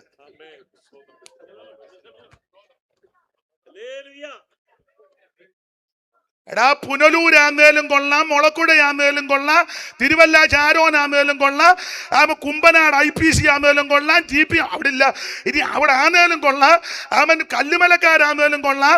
പാവപ്പെട്ട ദയ്യമക്കൾ വീട് പണിക്കാൻ പോകുന്നവരുണ്ട്, റോഡ് പണിക്ക് പോകുന്നവരുണ്ട്, റബ്ബർ വെട്ടുന്നവരുണ്ട്, വിദേശത്തുള്ളവരും കഷ്ടപ്പെട്ട. അല്ല ചുമ്മാ രാവിലെ അറബി കൊണ്ട് കാജിറക്കുകയല്ല. അമേരിക്കയിലുള്ളവരും കഷ്ടപ്പെട്ട, നഴ്സുമാരും എന്ത് കഷ്ടപ്പെട്ട. അങ്ങനെ ദൈവമക്കൾ ഓരോ ജോലിക്ക് അതിൻ്റെ ബന്ധപ്പാടും കഷ്ടപ്പാടുമുണ്ട്. അടുക്കളപ്പണി ചെയ്യുന്ന, പാത്രം കഴുകാൻ പോകുന്ന മാന്യ സഹോദരിമാരുണ്ട്. അവരൊക്കെ ചെയ്ത ജോലിയുടെ ഒരു നന്മ കർത്താവിൻ്റെ വേലയ്ക്ക് സ്വോത്രകാഴ്ച ഇടുമ്പോൾ നേതാക്കന്മാരാകുന്ന മിടുക്കന്മാർ ഈ കാശെടുത്ത് കേസ് കളിച്ചാൽ അടിച്ച് നിന്റെ എല്ലാ ഇടപാട് തീർത്ത് നിന്റെ എല്ലാം കുടുംബത്തെ ദൈവം കൊളത്തോട്ടും. ഇതെനിക്ക് പുനലൂരും മുളക്കുടയിലും കുമ്പനാട്ടും ഒക്കെ പറഞ്ഞാൽ കൊള്ളാന്നുണ്ട്. പറയിപ്പിക്കുമോ? നല്ല ജയിലായി. പിന്നെ ഇവിടെയും എന്നെ പറയിപ്പിക്കുന്നല്ലോ. ഞാൻ കൃതാർത്ഥനാ. ദൈവത്തിന് മഹത്വം. ഓരോ രൂപയ്ക്കും വിലയുള്ളതാ. ദൈവത്തിന് ഇത് കേസ് കളിക്കാനുള്ളതല്ലെന്ന്. ഇത് അവൻ വക്കീലിന് കൊടുക്കാനുള്ളതല്ല. ഇത് അവൻ വാദിക്കാനുള്ളതല്ല. അങ്ങനെ പ്രശ്നം വരുമ്പോ സഭ ചെയ്യേണ്ടത് മുട്ടാലിരിക്കണം, മുടങ്കാലിരിക്കണം, മുടങ്കാലിരിക്കണം. നീ മുടങ്കാലിരുന്ന് പ്രാർത്ഥിച്ചാൽ ദൈവം വഴി തുറക്കും. ദൈവത്തിന് മഹത്വം. എന്റെ ദൈവദാസന്മാര് സങ്കടത്തോടും മനോവേദനയോടാണ് ഇതൊക്കെ പറയുന്നത്. ആമേൻ, സ്തോത്രം. ഹിസ്കിയാവ് ഇത് മുഴുവൻ എടുത്ത് അശ്ശൂർ കപ്പം കൊടുത്തെന്ന്. ഈ കേസ് കളിക്കുന്ന കുടുംബം വിറ്റേച്ചാണോ സഭയുടെ കേസ് കളിക്കുന്നേ?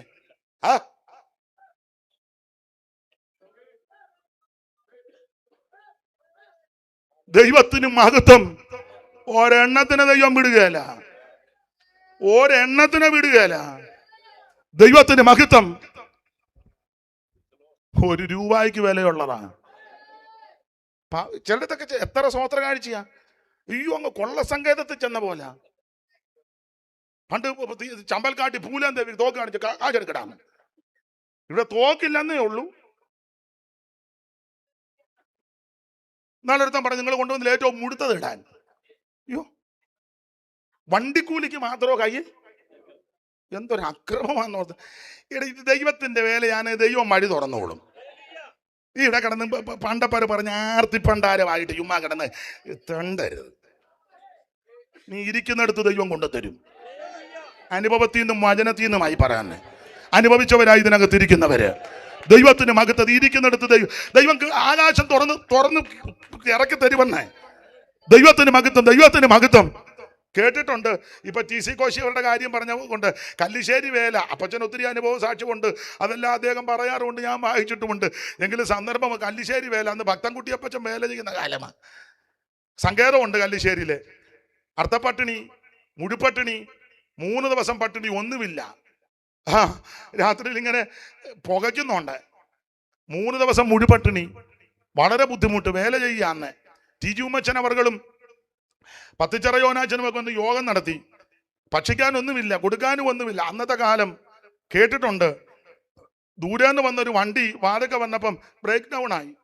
അപ്പോൾ അവർ പാതിരാത്രി സമയം അവരിങ്ങനെ നോക്കി മനുഷ്യവാസം വല്ലതും അടുത്തുണ്ടോ. അപ്പോൾ ഒരു അരണ്ട വെളിച്ചം കണ്ട് നേരെ അങ്ങോട്ട് ചെന്നപ്പോൾ അതിനകത്തിരുന്ന് ഭക്തൻകുട്ടിയപ്പച്ചൻ സ്തോത്രം ചെയ്യുക.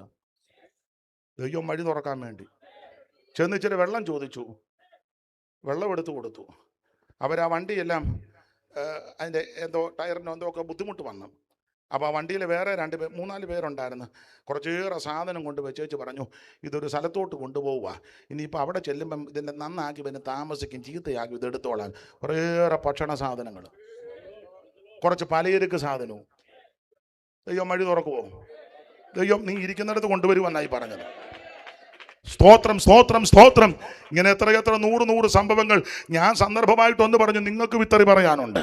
ആ പന്തലിരിക്കുന്നവരുടെ കല്ലോട്ട് മൈക്ക് കൊടുത്ത ഇതുപോലെ ആയിരക്കണക്കിന് വിഷയം പറയും. ദൈവം തുറക്കും, ദൈവം തുറക്കും, ദൈവം തുറക്കും. കാക്കകളെ നോക്കിയിടുവിൻ, വിതയ്ക്കുന്നില്ല, കൊയ്ത്ത് കള്ളപ്പൂരയൊന്നും നിറയ്ക്കുന്നില്ല. കാക്കകളെ നോക്കിടുവിൻ, ചേർന്ന് നിറയ്ക്കുന്നില്ല.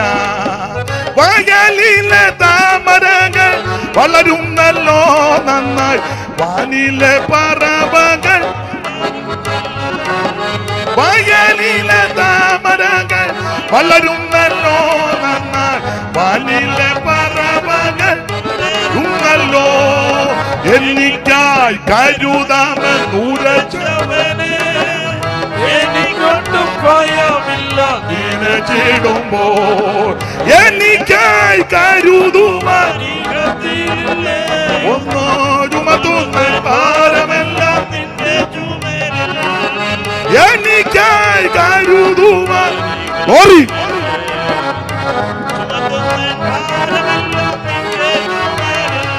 ഉയർത്തി ദൈവത്തെ മഹത്വപ്പെടുത്ത. ദൈവം തുറന്നാൽ ആരും അടക്കത്തില്ലെന്നായി പറഞ്ഞാല്. അപ്പൊ ഇവന് ഈ ദൈവാലയത്തിലെ നന്മയെല്ലാം എടുത്ത് അശ്ശൂർ രാജാവിന് കൊടുക്കും. ഒന്നുകൂടെ ആ വാക്യം ഒന്ന് വായിച്ച് ദൈവദാസന്മാരെ. യഹൂദ രാജാവായ ഹിസ്കിയാവ് ലാക്കീഷിൽ അശ്ശൂർ രാജാവിന്റെ അടുക്കൽ ആളയച്ചു. ഞാൻ കുറ്റം ചെയ്തു, എന്നെ വിട്ടു മടങ്ങിപ്പോകണമെന്ന് നീ എനിക്ക് കൽപ്പിക്കുന്ന പിഴ ഞാൻ അടച്ചു. നീ എനിക്ക് കൽപ്പിക്കുന്ന പിഴയല്ല, ഞാൻ നിനക്ക് അടച്ചുകൊള്ളാന്ന്. അശ്ശൂർ രാജാവ് യഹൂദ രാജാവായ ഹിസ്കിയാവിന് 300 താലന്ത് വെള്ളിയും 30 താലന്ത് പൊന്നും പിഴ കൽപ്പിച്ചു.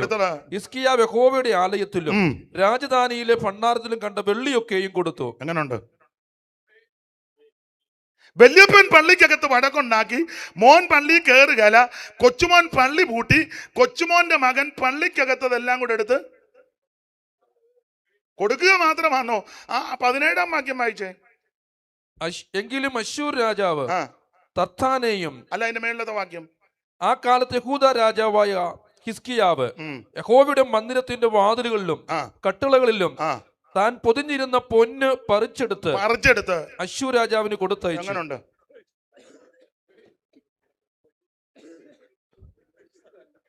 എവിടെ പൊതിഞ്ഞിരുന്നതാ? വായിച്ചേ. കട്ടിളകളിലും കട്ടിളയിലും വാതിലുകളിലും. ഇത് അന്ന് മുതലേ പറിച്ചെടുപ്പുണ്ടായിരുന്നു. നമ്മളോർക്ക് നീ അടുത്ത കാലത്ത് അനല്ല, അവനതെല്ലാം കൂടെ പറിച്ചെടുത്ത്. അപ്പൊ ഇപ്പൊ പറിച്ചെടുക്കുന്നവരുടെ വല്യപ്പനാണ് ഹിസ്കിയാവ്.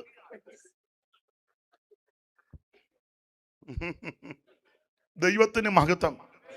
ഞാൻ എൻ്റെ വിഷയം അതല്ലല്ലോ, അതുകൊണ്ട് വിൽസൺ ജോസഫ് പാസ്റ്റർ പേടിച്ചിരിക്കുന്നത് ഇനി ഇയാൾ എന്നാ പറയാൻ പോകുന്നത്. എൻ്റെ പടലി ഒന്നുമില്ല, സമാധാനത്തോടെ സ്വോത്രം പറഞ്ഞിരിക്കും, ഒരു കുഴപ്പവും. ചില വെളിവൊക്കെ എനിക്കുണ്ട്. ദൈവത്തിന് മഹത്വം. അപ്പോൾ വല്യപ്പൻ സഭയ്ക്കകത്ത് വഴക്കുണ്ടാക്കി, മോൻ സഭയെ കയറുകയല്ല, കൊച്ചുമോൻ സഭാഗോള് പൂട്ടി, കൊച്ചുമോന്റെ മോൻ സഭയിലിരുന്നതെല്ലാം കൂടെ പറിച്ചെടുത്ത് തീർന്നോ? ഇല്ല, ഇവനൊരു മോനുണ്ട്, അവന്റെ പേര് തന്നെ എന്താ മനേഷ്. ഹിസ്കിയാവിന്റെ അതൊക്കെ 15 വർഷം കൊടുത്തപ്പോ 2-ാം കൊല്ലം ഉണ്ടായത് ഇതുപോലൊരു നാശക്കൊള്ളി. 21-ന്റെ 1 വായിച്ചത് യുവദാസനെ. 21-ന്റെ 1. മനേഷ് വാഴ്ച തുടങ്ങി. മനേഷ് നല്ല പൊന്നുമോനാ. വാഴ്ചയെ തുടങ്ങിയപ്പം അവന് 12 വയസ്സായിരുന്നു. ഒത്തിരി പ്രായം. അവൻ 55 സംവത്സരം യെരൂശലേമിൽ വാണു. അവങ്ങ് വാണു. ഇവന്റെ ഒരു കുഴപ്പടി. 7-ാം വാക്യം വായിച്ചേ. ആലയത്തിലും ഇസ്രായേലിന്റെ സകല ഗോത്രത്തിൽ ഒന്നുകൂടെ വായിച്ച 7-ാം വാക്യം. ഈ ആലയത്തിലും. അങ്ങനെ വായിക്കൂ. ഈ ആലയത്തിലും. പിന്നെ ഈക്കൊക്കെ എന്ത് ആക്കം കൊടുക്കണമെന്നറിയോ? ഈ ആലയത്തിലും ഇസ്രായേലിന്റെ സകല ഗോത്രങ്ങളിൽ നിന്നും തിരഞ്ഞെടുത്തിരിക്കുന്ന യെരൂശലേമിലും ഞാൻ എന്റെ നാമം എന്നേക്കും സ്ഥാപിക്കുമെന്ന് യഹോവ ദാവീദിനോടും അവന്റെ മകനായ ശലോമോനോടും അരുളി ചെയ്ത ആലയത്തിൽ താൻ ഉണ്ടാക്കിയ അശേര പ്രതിഷ്ഠ അവൻ പ്രതിഷ്ഠിച്ചു. എങ്ങനെയുണ്ട്?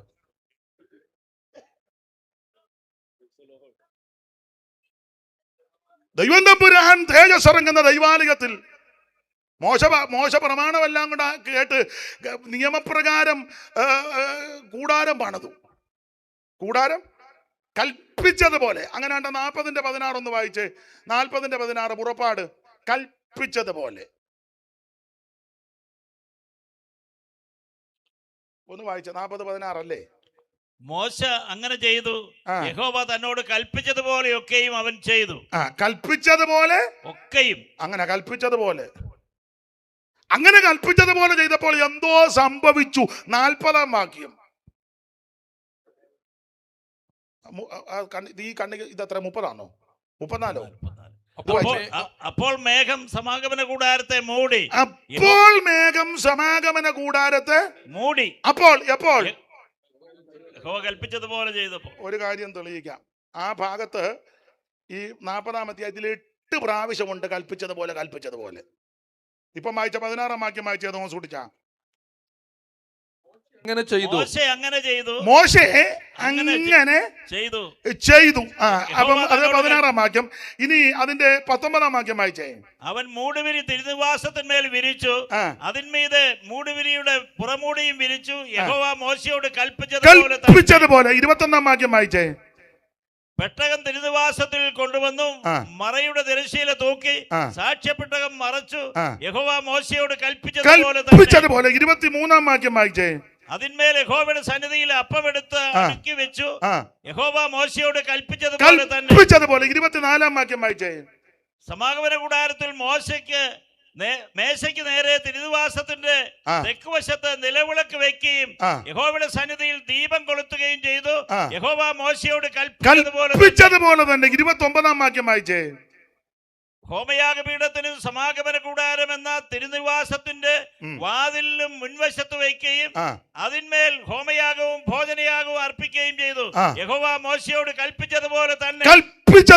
38 വായിച്ചേ. ഇസ്രായേലിയരുടെ സകല പ്രയാണങ്ങളിലും അവരെല്ലാവരും കാണുക പകൽ സമയത്ത് തിരുനിവാസത്തിന്മേൽ യഹോവയുടെ മേഘവും രാത്രി സമയത്ത് അതിൽ അഗ്നിയും ഉണ്ടായിരുന്നു. അപ്പൊ ശ്രദ്ധിക്കുക, ഈ കൽപ്പിച്ചതുപോലെ ചെയ്തപ്പോൾ ആലയത്തിൽ യഹോവയുടെ തേജസ് ഇറങ്ങി. അങ്ങനെ തേജസ് ഇറങ്ങിയ ആലയത്തിൽ മനേശെ അവൻ വേറെ ബിംബം കൊണ്ട് സ്ഥാപിച്ചു. ആർക്കെങ്കിലും വല്ലതും പറയാൻ പറ്റുമോ? 5-ാം തലമുറയാ പെന്തിക്കോസിലെ. ചില പറയുന്നത് വലിയ കീർവാനോട് ഞങ്ങൾ പെന്തിക്കോസിലെ 5-ാം തലമുറ വന്നപ്പം മീശയും അടിക്കുകയല്ല, ഊജാന്താടിയും വെച്ച് പിരിയോം അടിച്ച് ലിപ്റ്റിക്ക് വിട്ട് ഇപ്പൊ കയ്യിൽ മോതിരോ ഇട്ട് ഓർണമെന്റ്സ് വിട്ട് 5-ാം തലമുറ മിക്കതും. എന്നാ നിങ്ങൾ എന്നെ ഇങ്ങനെ നോക്കുന്നത്? നീ 5-ാം തലമുറയുടെ കീർവാണോ ഒന്നും പറയണ്ട. 1-ാം തലമുറയുടെ വേണേ പറഞ്ഞു ഒക്കുന്നെങ്കിൽ 2-ാം തലമുറ.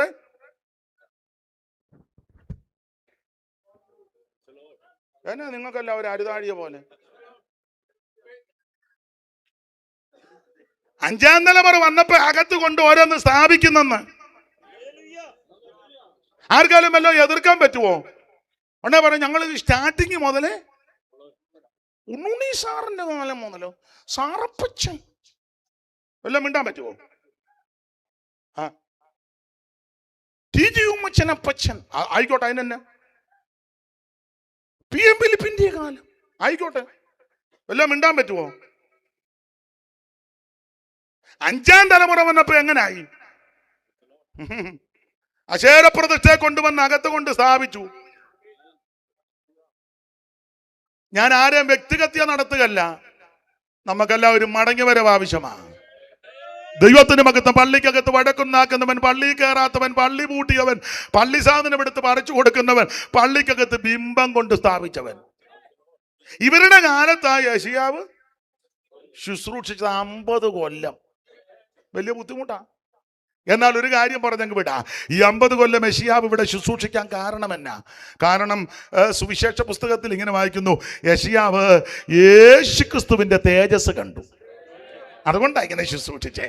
ആ വാക്യം ഒന്ന് വായിച്ചേ. യോഹന്നാന്റെ സുവിശേഷം 12-ാം അധ്യായത്തിന്റെ 40-41 വായിര്.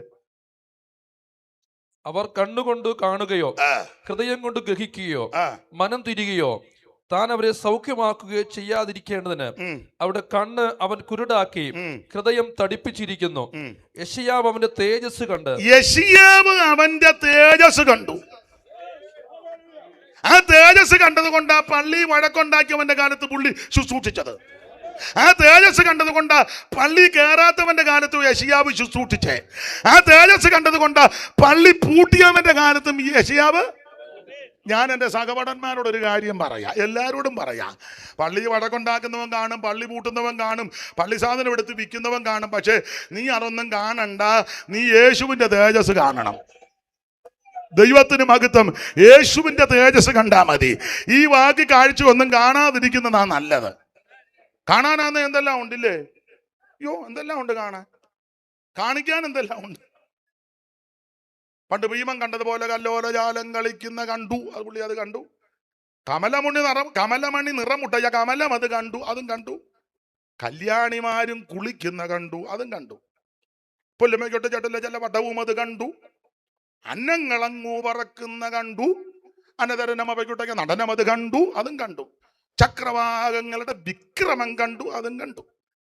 മാരാരിക്കൂറ്റൻ മതിക്കുന്ന കണ്ടു, ഐരാവതം വന്നിറങ്ങുന്ന കണ്ടു, ഗന്ധദ്വീപം വന്നിറങ്ങുന്ന കണ്ടു. എന്തെല്ലാം കാണാനുണ്ട്. പക്ഷേ ഞാനും നിങ്ങളും ഇതല്ല കാണേണ്ടത്. യേശു ക്രിസ്തുവിന്റെ തേജസ്. ഈ ലോകമല്ലാത്ത ലോകം, ആത്മീക ലോകം അല്ലാതെ വഷളത്വത്തിലേക്ക് പോകുക, അതൊക്കെ പോകട്ടെ. പക്ഷേ വെളിപ്പാട് പുസ്തകക്കാരൻ പറയുമ്പോൾ വിശുദ്ധൻ തന്നെ തന്നെ വിശുദ്ധീകരിക്ക്, അഴുക്കുള്ളവൻ അഴുക്കാകട്ടെ, യേശു വീണ്ടും വരുന്നു. അതുകൊണ്ട് എന്റെ സഹോദരന്മാരെ, ദൈവമക്കളെ, ഞാനും നിങ്ങളും കാണേണ്ടത് യേശു ക്രിസ്തുവിന്റെ തേജസ് കാണണം. യേശു ക്രിസ്തുവിന്റെ തേജസ് കണ്ടു. കണ്ടെന്ന് പറഞ്ഞാൽ ചുമ്മാ അതും കണ്ടതല്ല, എന്തെല്ലാം കാര്യമാ ദൈവം അങ്ങോട്ട് വെളിപ്പെടുത്തി കൊടുത്തത് ആ കർത്താവിനെ പറ്റി. എന്തുവാ ഇത് കണ്ടതെങ്ങനെ? യേശയ്യാവ് തേജസ് കണ്ടതെങ്ങനെ? കണ്ടതിനെ പറ്റി ഒരു കാര്യം പറഞ്ഞത് 6-ാം അധ്യായത്തിന്റെ 1 വായിച്ചോ, ചടികടാന്ന് വായിച്ചോ. രാജാവ് മരിച്ചയാണ്ടിൽ കർത്താവ് ഉയർന്നും പൊങ്ങിയുമുള്ള സിംഹാസനത്തിൽ ഇരിക്കുന്നത്. രാജാവ് മരിച്ചയാണ്ടിൽ കർത്താവ് ഉയർന്നും പൊങ്ങിയുമുള്ള സിംഹാസനത്തിൽ ഇരിക്കുന്നത് ഞാൻ. ഉസിയാവ് മരിച്ച ആണ്ടെന്നുള്ളത് കണക്ക് കൊടുത്തുള്ള കാലക്കണക്ക് കൊടുത്തരാ. നമ്മൾ ചിലപ്പം പറയും നിന്റെ ജീവിതത്തിന്റെ ഉസിയാവ്. ഞാനും പറഞ്ഞിട്ടുണ്ട്, കുഴപ്പമൊന്നുമില്ല. പക്ഷെ ഉസിയാവ് മരിച്ചെന്ന് പറഞ്ഞത് ഒരു കണക്കാ. ഇന്ന രാജാവ് മരിച്ചയാണ്ടിൽ, അല്ലെ ഇന്ന രാജാവ് മരിച്ചയാണ്ടിൽ ഉസിയാവ് മരിച്ച. ഇതുപോലെ വേറൊരു കണക്കുണ്ടല്ലോ, മരിച്ചയാണ്ട് 14:28 വായിച്ച യെശയ്യാവ് 14:28. അവിടെ മരിച്ച കണക്കല്ലേ? ആകാശ് രാജാവ് മരിച്ചയാണ്ടിൽ അവിടെ അങ്ങനെ തന്നെ കൊടുത്തത്. ആകാശ് രാജാവ് അതാ കണക്ക് തെളിയിക്കാനാ, ചരിത്രം തെളിയിക്കാൻ പറഞ്ഞതാ. മറുവശമുണ്ട്, ഉസിയാവ് മരിച്ച ആണ്ടിൽ യെശയ്യാവ് ഒരു സിംഹാസനം കാണുന്നു, ഉയർന്നും പൊങ്ങിയുമുള്ള ഒരു സിംഹാസനം. യോഹന്നാന്റെ സുവിശേഷത്തിൽ വായിച്ചത് യേശു ക്രിസ്തുവിനെ കണ്ടെന്നാ, തേജസ് കണ്ടെന്നാ. അത് ഈ 6-ാം അധ്യായത്തിൽ ഉയർന്നും പൊങ്ങിയും സിംഹാസനത്തിൽ കർത്താവ് ഇരിക്കുന്നു, തേജസ് കണ്ടു. അതിന് വേറൊരു ചരിത്രവശം, ഉസിയാവ് ഇവര് ബന്ധുക്കളാ, രാജകുടുംബത്തിൽപ്പെട്ടവരാ. അപ്പൊ ഉസിയാവിന്റെ ഭരണം നല്ലതായിരുന്നു. ആള് പള്ളിക്കകത്ത് വഴക്കുണ്ടാക്കിയാലും ഭരണം ചെല്ലുപടത്തില്ലേ. പുള്ളി ആരാധിക്കത്തൊന്നുമില്ല, പക്ഷെ ഭയങ്കര കഴിവാ എല്ലാം നിയന്ത്രിക്കാൻ. നമ്മൾ പറയത്തില്ലേ എന്നെ പറ്റി. പുള്ളി ജനറൽ കൺവെൻഷന് വന്നാലും, സ്റ്റേറ്റ് വന്നാലും, ഡിസ്ട്രിക്ട് വന്നാലും, സോണൽ വന്നാലും പുള്ളി കൈയടിക്കുവോ പാടുവോ ഇങ്ങനെ ആരെ വിഴുങ്ങണ്ടെന്ന് ഓർത്ത് ഇരിക്കും. പക്ഷെ ഭയങ്കര, അതിന് ഒരു ഇംഗ്ലീഷ് വേർഡുണ്ട്, എന്തുവാ അതിന് പറയുന്നത്? അത് സ്ഥാപനത്തിൽ പറയാൻ, എനിക്ക് ഇംഗ്ലീഷ് അറിയത്തില്ലെന്ന് പറയാൻ, അഡ്മിനിസ്ട്രേഷൻ. അത് തന്നെ. അതെല്ലാം പറ, വെറുതെ ഇരിക്കല്ലേ, ഇതുകൂടെ പറഞ്ഞു വെച്ച് പോകും. ഞങ്ങൾ ഈ ഇവിടെ ഇരിക്കുന്ന എല്ലാവരേക്കാളും ഞങ്ങൾ ഒത്തിരി വർഷം മുമ്പ് നമ്മൾ അനുജോർജിൻ്റെ വീട്ടിൽ വെച്ച് ആദ്യം കാണുന്നല്ലേ, അത് 30 കൊല്ലം മുമ്പാന്ന് തോന്നുന്നു. അന്ന് മുതലുള്ള ആത്മീക ബന്ധമാണ്. ദൈവത്തിന് മഹത്വം. യെശയ്യാവ് തേജസ് കണ്ടു യേശു ക്രിസ്തുവിന്റെ. അപ്പൊ ഇവര് ബന്ധുക്കാരായതുകൊണ്ട് ഉസിയാവ് ഈ പള്ളിക്കകത്ത് വഴക്കുണ്ടാക്കിയാലും പുള്ളി ഭരണത്തിന് നല്ല മിടുക്കനാ. ഉസിയാവിന്റെ കാലത്ത് ഭരണം നല്ലതാ, കാരണം പുള്ളി കൃഷിപ്രിയനായിരുന്നു. ഉസിയാവ് കൃഷിപ്രിയൻ, ജലസേചനമൊക്കെ പുള്ളിയുടെ കാലത്താ രാജ്യത്ത്. എന്ന് പറഞ്ഞ അഗ്രികൾച്ചർ ഡിപ്പാർട്ട്മെന്റ് നന്നായിട്ട് പുള്ളി കൈകാര്യം ചെയ്തു. ഈ ഉസിയാവ് കൃഷിപ്രിയനായിരുന്നെന്നാ വാക്യം.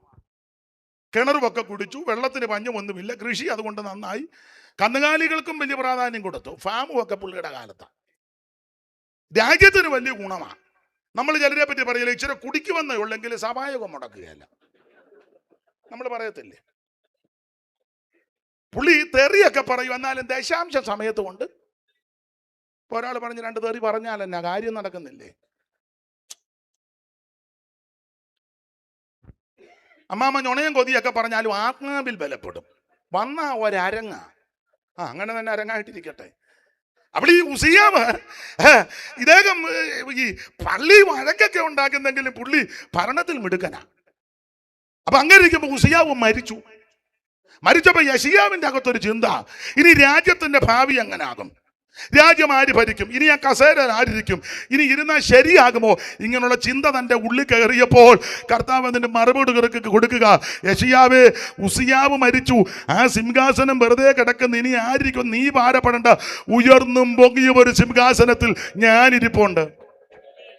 ഉയർന്നും പൊങ്ങിയുമുള്ള സിംഹാസനത്തിൽ ഞാനിരിക്കുന്നുണ്ട്. ഇന്ന് രാത്രി നാളെ എങ്ങനെ ജീവിക്കും, കുഞ്ഞുങ്ങളുടെ കാര്യം എങ്ങനെ, ഭാവി എങ്ങനെ, വീടിന്റെ കാര്യം എങ്ങനെ, മക്കളുടെ കാര്യം എങ്ങനെ, ശുശ്രൂഷകളുടെ കാര്യം എങ്ങനെ എന്നോർത്ത് ആരേലും ഞരങ്ങുന്നുണ്ടെങ്കിൽ വചനത്തിൽ കൂടെ ദൂത് പറയാ. നിരാശപ്പെടേണ്ട, പതറണ്ട. ഉയർന്നും പൊങ്ങിയും ഒരു സിംഹാസനത്തിൽ നമുക്ക് വേണ്ടി ഒരുവൻ ഇരിക്കുന്നുണ്ട്. അത് മറ്റാരുമല്ല, നസറായനാകുന്ന യേശു ക്രിസ്തു. ദൈവത്തിന് മഹത്വം. ഉയർന്നും പൊങ്ങിയും. അപ്പോൾ ഓടിച്ച് പറയാം, 6-ാം അധ്യായത്തിൽ സിംഹാസനം കാണുക. യോഹന്നാൻ പറഞ്ഞത് യേശുക്രിസ്തുവിന്റെ തേജസ് കണ്ടെന്നല്ലേ, കണ്ടത് വിധമാ. 6-ാം അധ്യായത്തിൽ സിംഹാസനം.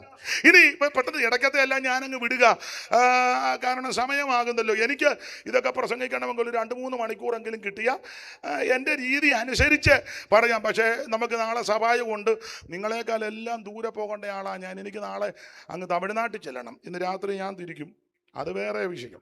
അത് കഴിഞ്ഞേച്ച് വൈകിട്ട് തിരിച്ചും വരണം. നിങ്ങളെക്കാളെല്ലാം കൂടുതൽ യാത്ര ചെയ്യേണ്ട ആൾ ഞാനാ. പകലുമൊക്കെ ഉണ്ടായിരുന്നു ബത്തപ്പാടാ. ഇനി നിങ്ങളങ്ങോട്ട് ചെന്ന് വെച്ചാൽ ഉണക്കച്ചപ്പാത്തി 2 മുറിച്ച് കയറി കിടക്കാനല്ലയോ. അതും എനിക്കറിയാം, ഇരിപ്പ് കാണുമ്പോൾ അറിയാം. ഉള്ളതാട്ടെ. അപ്പൊ ഈ 6-ാം അധ്യായത്തിൽ അവൻ സിംഹാസനം കണ്ടു യെശയ്യാവ്. ഇനി 53-ാം അധ്യായത്തിന്റെ 7-ാമത്തെ വാക്യം വായിച്ചേ. 53-ന്റെ 7. തന്നെത്താൻ താഴ്ത്തി വായ തുറക്കാതെ ഇരുന്നിട്ടും പിന്നെ അവൻ പീഡിപ്പിക്കപ്പെട്ടു. അടുത്തതോ, കൊല്ലുവാൻ കൊണ്ടുപോകുന്ന കുഞ്ഞാടിനെ പോലെയും. കൊല്ലുവാൻ കൊണ്ടുപോകുന്ന കുഞ്ഞാടിനെ പോലെയും. 53-ൽ ഒരു കുഞ്ഞാടിനെ കാണുന്നു. 6-ാം അധ്യായത്തിൽ സിംഹാസനം കാണുന്നു. 53 കുഞ്ഞാടിനെ കാണുന്നു. രോമം കത്തിരിക്കുന്നവരുടെ ഇടയിൽ മിണ്ടാറിയിരിക്കുന്ന ഒരു കുഞ്ഞാട്. ഇതാ യെശയ്യാവ് കണ്ടത്. ഇത് യെശയ്യാവ് 6-ൽ സിംഹാസനവും 53-ൽ കുഞ്ഞാടും. ഇത് പുതിയ നിയമത്തിലേക്ക് വരുമ്പോൾ വായിച്ച് വെളിപ്പാട് 5-1 അടുപ്പിച്ചടുപ്പിച്ച് വരുന്ന കാണാം. വെളിപ്പാട് 5-1 പെട്ടെന്ന് വായിച്ചോ, സമയം പോകുന്നു. ബഹുമാനപ്പെട്ട മാസ്റ്റർ വാച്ചയിലൊക്കെ നോക്കുന്നത് സിംഹാസനത്തിൽ ഇരിക്കുന്നവന്റെ വലം കൈയിൽ. അപ്പൊ 5-ാം അധ്യായത്തിന് 1-ൽ സിംഹാസനം കാണുന്നു. ഇനി അതിന്റെ 5-ന്റെ 7 വായിച്ചേ. 7 അവൻ വന്ന് സിംഹാസനത്തിൽ ഇരിക്കുന്നവന്റെ വലം കൈയിൽ നിന്ന് പുസ്തകം വാങ്ങിയപ്പോൾ 4 ജീവികളും. 5-ാം വാക്യം വായിച്ചോ. 5-ന്റെ 5. അപ്പോൾ മൂപ്പന്മാരിൽ ഒരുത്തൻ എന്നോട് കരയണ്ട, യഹൂദാ ഗോത്രത്തിന്റെ സിംഹവും ദാവീദിന്റെ പേരുവായും പുസ്തകമാകുവാനും മുദ്ര പൊട്ടിക്കുവാനും ജയം പ്രാപിച്ചിരിക്കുന്നു. അടുത്ത വാക്യം. ഞാൻ സിംഹാസനത്തിന്റെയും 4 ജീവികളുടെയും നടുവിലും മൂപ്പന്മാരുടെ മധ്യത്തിലും ഒരു കുഞ്ഞാട് ഇറക്കപ്പെട്ടിരിക്കുന്നു. അപ്പോൾ യെശയ്യാവ് 6-ൽ സിംഹാസനം, 53 കുഞ്ഞാട്. അത് പുതിയ നിയമത്തിലേക്ക് വരുമ്പോൾ 5-ന്റെ 1-ൽ സിംഹാസനം, 5-ന്റെ 6-ൽ കുഞ്ഞാട്. ഇനി വെളിപ്പാട് 7-ാം അധ്യായത്തിന്റെ 10 അടുത്തടുത്ത് വരിക. ഞാൻ രക്ഷ എന്നുള്ളത് സിംഹാസനത്തിൽ ഇരിക്കുന്നവനായ നമ്മുടെ ദൈവത്തിന്റെ ദൈവത്തിന്റെ ഇപ്പൊ അടുത്തടുത്ത് കുഞ്ഞാട് വരിക. സിംഹാസനത്തിന്റെയും കുഞ്ഞാടിന്റെയും. ഇനി അതിന്റെ 17 7-17 സിംഹാസനത്തിന്റെ മധ്യയുള്ള കുഞ്ഞാട് അടുത്ത് വന്നല്ലോ. കുഞ്ഞാട് സിംഹാസനവും. യെശയ്യാവ് 6-ൽ സിംഹാസനം, 53 കുഞ്ഞാട്. അത് വെളിപ്പാടിലേക്ക് വരുമ്പോൾ വെളിപ്പാട് 5-ന്റെ 1 സിംഹാസനം, 5-ന്റെ 5 അടുത്ത് വരിക കുഞ്ഞാട്. വെളിപ്പാട് 7-ന്റെ 10 ആദ്യത്തെ വാക്യത്തിന്റെ ആരംഭത്തിൽ സിംഹാസനം, ഒടുവിൽ കുഞ്ഞാട്. വെളിപ്പാട് 7-ന്റെ 17 കുഞ്ഞാട് സിംഹാസനം ഒന്നിച്ചു വന്നു. ഈ കാഴ്ച യെശയ്യാവ് കണ്ടു. ഇന്ന് രാത്രി എന്നെ കേൾക്കുന്ന പ്രിയരെ, കാണേണ്ടത് ദൈവ കുഞ്ഞാടിനെയാ. അവൻ മനുഷ്യവർഗത്തിന്റെ പാപത്തിന് പരിഹാരം വരുത്തുവാൻ സ്വർഗമഹിമകൾ വെടിഞ്ഞ് ഈ താണലോകത്തിൽ ഇറങ്ങുമെന്ന് നാടെങ്ങും നന്മ സുവിശേഷിച്ച് മരിച്ചവരെ ഉയർപ്പിച്ച് രോഗികളെ സൗഖ്യമാക്കി അവൻ പങ്കപ്പാടുകളെ പീഡകളെ സഹിച്ച് നമ്മുടെ പാപപരിഹാരം വരുത്തുവാൻ കാൽവറിയിൽ നമുക്ക് വേണ്ടി ജീവനെ തന്ന അവൻ ശരീരം നുറുക്കപ്പെട്ട് രക്തം ധാരധാരയായി ഒഴുകി അവൻ നമുക്ക് വേണ്ടി ജീവനെ തന്ന ദൈവ കുഞ്ഞാടാകുന്ന യേശു ക്രിസ്തു, ലോകത്തിന്റെ പാപത്തെ ചുമക്കുന്ന ദൈവ കുഞ്ഞാട്, യേശുക്രിസ്തുവിനെ കുഞ്ഞാടെന്ന്, ദൈവ കുഞ്ഞാടെന്ന്, അറക്കപ്പെട്ട കുഞ്ഞാടെന്ന്, കുരുളറക്കപ്പെട്ട കുഞ്ഞാടെന്ന്, ലോകസ്ഥാപനം മുതൽ അറക്കപ്പെട്ട കുഞ്ഞാടെന്ന്, യോഗ്യനായ കുഞ്ഞാടെന്ന്, ജയം പ്രാപിച്ച കുഞ്ഞാടെന്ന്, കോപത്തിന്റെ കുഞ്ഞാടെന്ന്, വിളക്കാകുന്ന കുഞ്ഞാടെന്ന്, ആമേൻ സ്തോത്രം, വേല കടിക്കാൻ വരുന്ന കുഞ്ഞാടെന്നൊക്കെ അലങ്കാര ഭാഷയിൽ പുസ്തകത്തിൽ കൊടുത്തിട്ടുണ്ട്. ആ കുഞ്ഞാടിനെ വേണം ദർശിക്കാൻ. ഈ വാച്ച് കറക്റ്റാന്ന് 5 മിനിറ്റും കൂടെ ഉണ്ട്. ഇത് കറക്റ്റാണോ അല്ലേ? എന്നാൽ 5 കൂടെ എടുക്കും. നിങ്ങൾ കിടന്ന് മുരടുകൊന്നും ചെയ്യരുത്. കഴിഞ്ഞ ദിവസം ഒരു സ്ഥലത്ത് പ്രസംഗിക്കാൻ പോയപ്പോൾ അവിടെ ഇരുന്ന് നടത്തിപ്പുകാരൻ ഉപദേശി ചൊവ്വിനിരിക്കുകയാണ്. ഇങ്ങനെ ഇരിക്കാൻ പുള്ളിയാണ്. സമയം വന്ന പുള്ളി ഇങ്ങനെ മുന്നോട്ട് കയറി എന്ന് പറഞ്ഞ് അങ്ങോട്ട് വരാൻ പറഞ്ഞു, കയറിയിരിക്കാൻ പറഞ്ഞു. ഇങ്ങനെ തള്ളി മുന്നോട്ട് വരുന്നത്.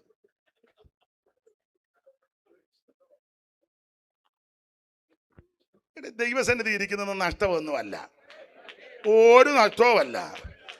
ദൈവത്തിന് മഹത്വം, നമുക്കത് അനുഗ്രഹം തന്നെ. അവിടെ ഞാൻ നിങ്ങളുടെ സമയം കവർന്നെടുക്കുന്നില്ല, ഇങ്ങനെ തന്നെ അങ്ങ് പോട്ടെ. യേശുക്രിസ്തുവിനെ യെശയ്യാവ് കണ്ടു. കണ്ടപ്പോൾ എന്തൊക്കെ കണ്ടു? ചടിയടാന്ന് വായിക്കാമെങ്കിൽ ചടിയനെ വായിക്കാം, മുഴുവൻ കാര്യവും കണ്ടു. എങ്ങനെ ഈ ശിശു എങ്ങനെ ജനിക്കുമെന്ന് കണ്ടു. വായിച്ച 7:14 പെട്ടെന്ന് വായിച്ചോ. 7:14 എങ്ങനെ ശിശു ജനിക്കും? യജമാനൻ അറിയുമല്ലോ എന്ന് കന്യാഗർഭിണിയായ ഒരു മകനെ പ്രസവിക്കും. കന്യകഗർഭിണിയായ ഒരു മകനെ പ്രസവിക്കും, അവൻ ഇമ്മാനുവേൽ എന്ന് പേർ വിളിക്കും. നമ്മോട് കൂടെ ഇരിക്കുന്നവൻ. അത് യെശയ്യാവ് കണ്ടു. കന്യക ഗർഭിണിയായി. പണ്ടൊരു ഹിന്ദു സഹോദരൻ നമ്മുടെ ഒരു ഉപദേശിയോട് ചോദിച്ചു, കന്യക എങ്ങനെയാ ഗർഭിണിയാകുന്നത്? കൊടുക്കാൻ ചോദിച്ചതാ. പുള്ളി പറഞ്ഞു, ചെവിക്കകത്തൂടെ കൊച്ചു വരുന്നെങ്കിൽ പിന്നെ കന്യക ഗർഭിണിയാകുന്നത് വലിയ അത്ഭുതമൊന്നും ഒന്നുമല്ല. എന്നാ ആട്ടെന്ന് പുള്ളി. കന്യകാസുതനായി തരയിൽ വന്നുദിച്ച ധന്യനിമാനുവൽ ഇവൻ താനെ. മോനെ വായിക്കാൻ നേരമില്ല, അതുകൊണ്ട് നിങ്ങൾ ഇരുന്നു, സമയം പോയി. നീക്കുവിൻ ഇവനെ എന്നലറി ശത്രുഗണം ക്രൂശിപ്പാൻ കൊടുത്തോനും ഇവൻ താനെ. ആദിയിൽ പറുദീസിൽ നാഥൻ വാക്കു ചൊന്ന നാരികിൻ സന്തതി ഇവൻ താനെ. യൂതന്മാരനുദിനം കാൺമാൻ കാത്തു നിന്ന ദൈവത്തിൻ മിശിഹായും ഇവൻ താനെ. പാടാൻ നേരമില്ല. അപ്പൊ കന്യകാസൂനുവായി ഇവിടെ അവതരിക്കും. അത് യെശയ്യാവിന് വെളിപ്പെട്ടു. കന്യക ഗർഭിണിയായ ഒരു മകനെ. മാത്രമാണോ ശിശുവിന്റെ വിശേഷത? 9:6 നമുക്കൊരു ശിശു ജനിച്ചിരിക്കുന്നു, നമുക്കൊരു മകൻ നൽകപ്പെട്ടിരിക്കുന്നു, ആധിപത്യം അവന്റെ തോളിൽ ഇരിക്കും, അവൻ അത്ഭുത മന്ത്രി, വീരനാം ദൈവം. യേശു ദൈവമല്ലെന്ന് പറയുന്ന വെടലകൾക്കുള്ള വാക്യമായത്. അവിടുന്ന് വീരനാം ദൈവമാ. പിന്നെ നിത്യപിതാവ്, സമാധാന പ്രഭു എന്ന്. അപ്പൊ അതും യെശയ്യാവിന് വെളിപ്പെട്ടു. എങ്ങനെ ജനിക്കും? കന്യകാസൂനുവായി ജനിക്കും. ജനിക്കുന്ന ശിശുവിന്റെ വിശേഷത അത്ഭുത മന്ത്രി, വീരനാം ദൈവം, നിത്യപിതാവ്, സമാധാന പ്രഭു. മാത്രമാണോ 7 കുടുംബത്തിൽ നിന്ന് വരുമെന്ന്. 7 കുടുംബം 11:1. 7 കുടുംബം. എന്നാൽ ഇശ്ശായിയുടെ കുറ്റിയിൽ കുറ്റിന്നാ വരുന്നത്. ഇശ്ശായിയുടെ കുടുംബത്തിൽ നിന്ന്. കുറ്റി ഏതാ? വായിച്ച രൂത്ത് 4:18 കുറ്റി. രൂത്ത് 4:18 പെട്ടെന്ന് വായിച്ചു, നേരമില്ല. ആ കണ്ണിക, ചെറിയ കണ്ണിക താഴെ. പേരസിന്റെ വംശപാരമ്പര്യമാവിത്. ഗെസ്രോനെ ജനിപ്പിച്ചു. രാമിനെ ജനിപ്പിച്ചു. അമ്മീനാദാബിനെ ജനിപ്പിച്ചു. അമ്മീനാദാബ് നഗശോനെ ജനിപ്പിച്ചു. നഗശോൻ ശൽമോനെ ജനിപ്പിച്ചു. ശൽമോൻ ബോവാസിനെ ജനിപ്പിച്ചു. ബോവാസ് ഓബേദിനെ ജനിപ്പിച്ചു. ഓബേദ് യിശ്ശായിയെ ജനിപ്പിച്ചു. യിശ്ശായി ആ കുറ്റീന്ന്. ഇതെല്ലാം പറയണ ഒത്തിരി സമയം വേണം, ഞാൻ അങ്ങ് അടങ്ങുക. ദൈവത്തിന് മഹത്വം. അപ്പൊ എങ്ങനെ ജനിക്കും? കന്യാസൂനുവായി ജനിക്കും. ജനിക്കുന്ന ശിശുവിന്റെ വിശേഷത അത്ഭുതമന്ത്രി, വീരനാം ദൈവം, നിത്യപിതാവ്. അല്ല, വെളിവും വെള്ളിയാഴ്ച ഇല്ലാത്തവനല്ല. സ്തോത്രം, സ്തോത്രം. ഈ ഭൂമിയിൽ വന്നപ്പോൾ ഇവിടെ ജീവിച്ചപ്പോൾ സമ്പൂർണ്ണ ദൈവവും സമ്പൂർണ്ണ മനുഷ്യനായിട്ടാണ് ജനിച്ചത്. മനുഷ്യനായതുകൊണ്ടാ പടയിൽ കിടന്ന് ഉറങ്ങിയത്. ദൈവമായതുകൊണ്ടാ കാറ്റിനെ ശ്വാസിച്ചമർത്തിയത്.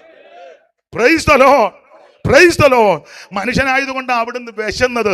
ദൈവമായതുകൊണ്ട് 5 അപ്പവും 2 മീനും എടുത്ത് വാഴ്ത്തി 5000 പോഷിപ്പിച്ചവൻ. ഇന്ന് രാത്രി ഞാനും നിങ്ങളും ആരാധിക്കുന്ന യേശു സമ്പൂർണ്ണ ദൈവമാണെന്ന്.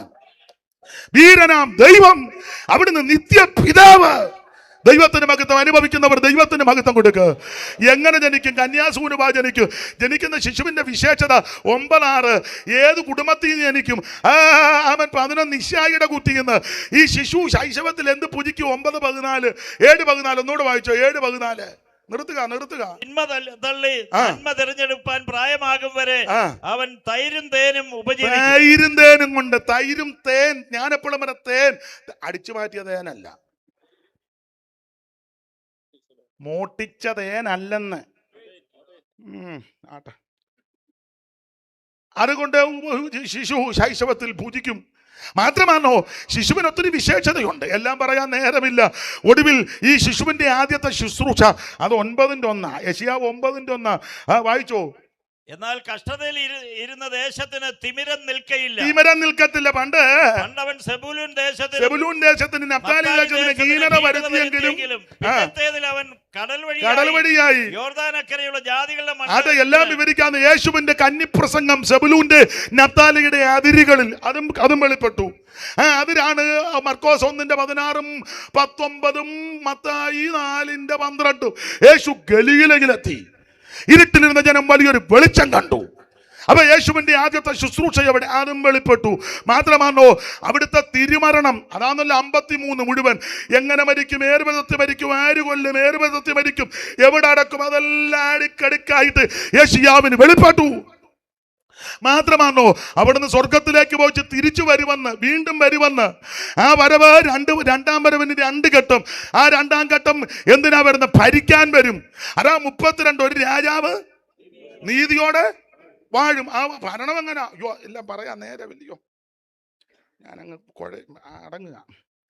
നീതിയോടെ ഭരിക്കും. ഭരണത്തിന്റെ വിശേഷത 11:5 വായിച്ചോ. 11:5 ഭരണത്തിന്റെ, എല്ലാം എടുക്കാൻ നേരമില്ല. 11:5 ഭരണത്തിന്റെ വിശേഷത. നീതി അവനെ നടുക്കട്ടും, നീതി അവനെ നടുക്കട്ടും, വിശ്വസ്തത അവന്റെ അരക്കച്ചി. ഇവിടെ ആര് ഭരിച്ചാലും ശരിയാകത്തില്ല. പിന്നെ നമ്മൾ ചെയ്യേണ്ടത് ഭരിക്കുന്നവർക്ക് വേണ്ടി പ്രാർത്ഥിച്ചോണം. പുസ്തകം അങ്ങനെ പഠിപ്പിക്കുന്നത് ആര് ഭരിച്ചാലും ശരി. കാരണം നല്ല ആഗ്രഹമുള്ളവനെ സമ്മതിക്കുകയല്ലോ. സമ്മതിക്കുവോ? സത്യം പറയല്ലേ? സമ്മതിക്കത്തില്ല. അങ്ങനത്തെ ലോകമാ. ചില വിഷയത്തിൽ കണ്ണടക്കേണ്ടി വരും. നമുക്കറിയാം തെറ്റാണ്, പക്ഷെ അതിന് കൂട്ടുനിന്നേ ഒക്കൂ. അതെന്നെ മനസാക്ഷിക്ക് പോറല. എന്നാൽ ഇവിടെ ഒരു നല്ല ഭരണം വരും. ആര് ഭരിക്കും? യേശു ഭരിക്കും. കാരണം നീതി അവനെ നടുക്കട്ടാ. പിന്നെ വിശ്വസ്തത അവന്റെ അരക്കച്ചയുമായിരിക്കും. പിന്നെ ചെന്നായി കുഞ്ഞാടിനോടുകൂടെ പാർക്കും. പുള്ളിപ്പുലി കോലാട് കുട്ടിയോടുകൂടെ കിടക്കും. കിടക്കട്ടെ, വായിരടുത്ത വായിച്ചു. പശുക്കിടാവും ബാലസിംഹവും തടിപ്പിച്ച മൃഗവും ഒരുമിച്ച് പാർക്കും. ഒരു ചെറിയ കുട്ടി അവയെ നടത്തും. പശു കരടിയോടുകൂടെ മേയും. സിംഹം കാളപോൽ പുല്ലു തിന്നിടും, പുള്ളിപ്പുലിയും ഗോസമതുപോൽ സർപ്പത്തിൻ പോത്തിൽ കളിച്ചിടും. ചെറിയ ശിശുക്കൾ യേശുവിൻ രാജ്യ വരുന്നു പരമേശൻ ഇപ്പാരിൽ ഭരണം. യേശു ഇവിടെ ഭരിക്കും. ഒരു രാജാവ് നീതിയോടെ വാഴും. അതും യെശയ്യാവിന് വെളിപ്പെട്ടു. ഞാൻ നിർത്തുക ഇടയ്ക്കത്തെ എല്ലാം വിടുക. എല്ലാം വെളിപ്പെട്ട് ഒടുവിലേ പുതുവാന ഭൂമി വരെ വെളിപ്പെട്ടു. 66:22 ഞാൻ ഉണ്ടാക്കുന്ന പുതിയ ആകാശവും പുതിയ ഭൂമിയും മതി. യേശുവിന്റെ തേജസ് കണ്ടപ്പോൾ മുഴുവൻ വിഷയവും വെളിപ്പെട്ടു. എന്നിട്ട് പറയാ പുതുവാന ഭൂമി, പുതിയ ആകാശം, പുതിയ ഭൂമി. ഒന്നാമത്തത് ഒഴിഞ്ഞു പോകുക. കണ്ടാലും സകലതും പുതിയതാ. ഇതുവരെ യെശയ്യാവിന് വെളിപ്പെട്ടു. ഇന്ന് രാത്രി ആ കർത്താവിനെ കണ്ടേച്ച് തിരിച്ചു പോകാവൂ. ഇവിടെ വേറൊന്നും കണ്ടില്ലെങ്കിൽ യേശുവിനെ നല്ലതുപോലെ കാണണം. അവിടുത്തെ അനുഭവിച്ചു രുചിക്കണം. ആ തിരുവചനത്തിൽ യെശയ്യാവ് പറയുക, രക്ഷിപ്പാൻ കഴിയാതെ യഹോവയുടെ കൈ കുറുകിയിട്ടില്ല. ഇന്ന് രാത്രി ദൈവത്തിൻ്റെ കൈ കുറുകിപ്പോയിട്ടില്ല. ആ വാക്യം ഞാൻ ഇന്ന് പ്രസംഗിക്കുന്നില്ല. കാരണം ഇനി അത് പറയണമെങ്കിൽ 1-2 മണിക്കൂർ അങ്ങോട്ടെങ്കിലും വേണം. എങ്കിലും നിങ്ങൾ ഇതുവരെ എന്നെ കേട്ടിരുന്നല്ലോ.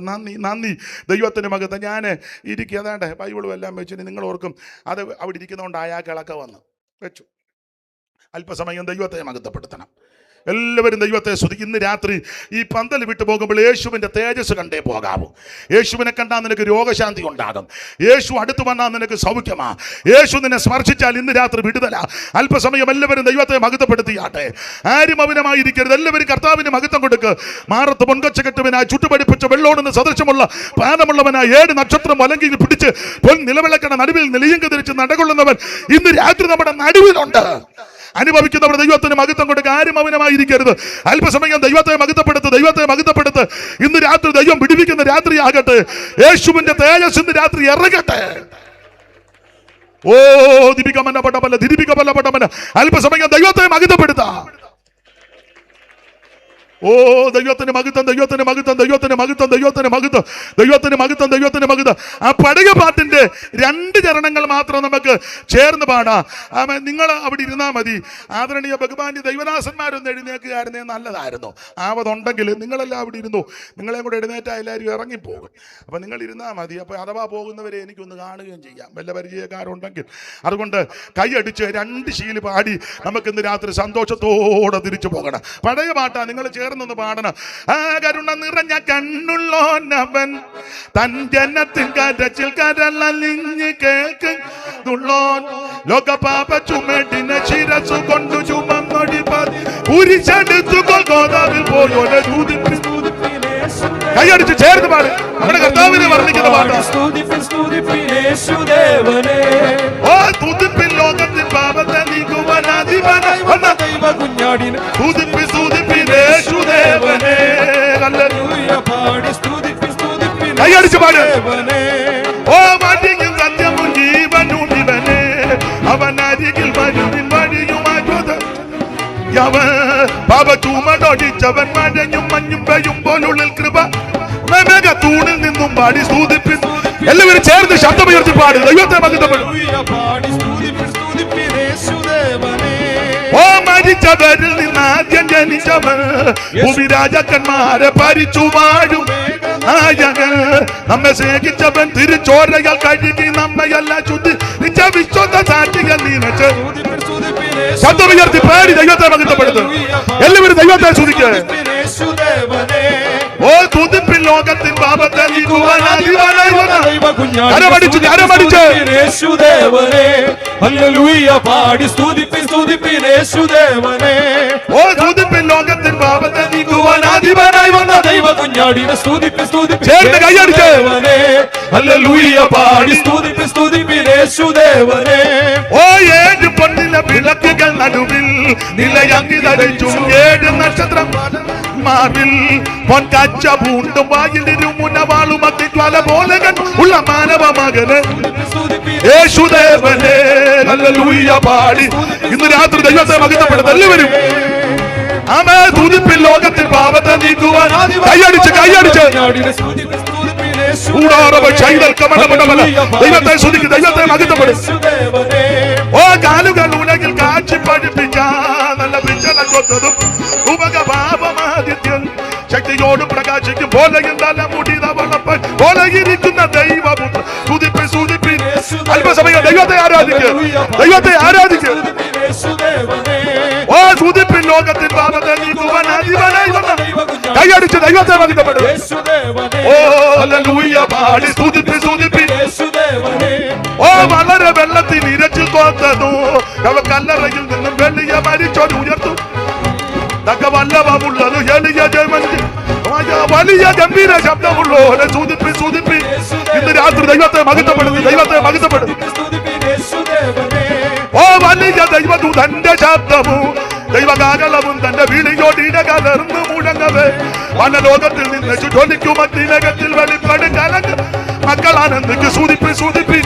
ശക്തിയോടെ കൈയടിച്ച് ഊടാറവ ചൈതൽ കമനമണ്ഡലം തിരിപ്പിക്കും. ഓ ഹല്ലേലൂയ പാടി സ്തുതിപ്പിൻ യേശുവേ. യേശുനാമത്തിനു ജയം അല്ലലനാമവനാകലെ കളയുമേ.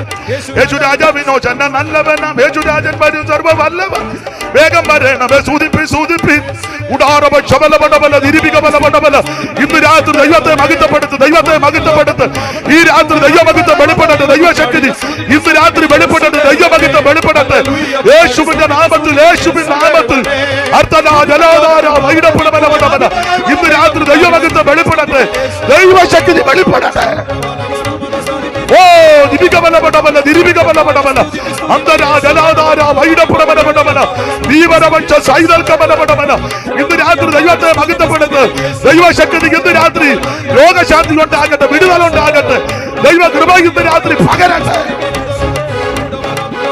ഓ ദിവികമലമണ്ഡല ദിരിവികമലമണ്ഡല. ദൈവത്തിന് മഹത്വം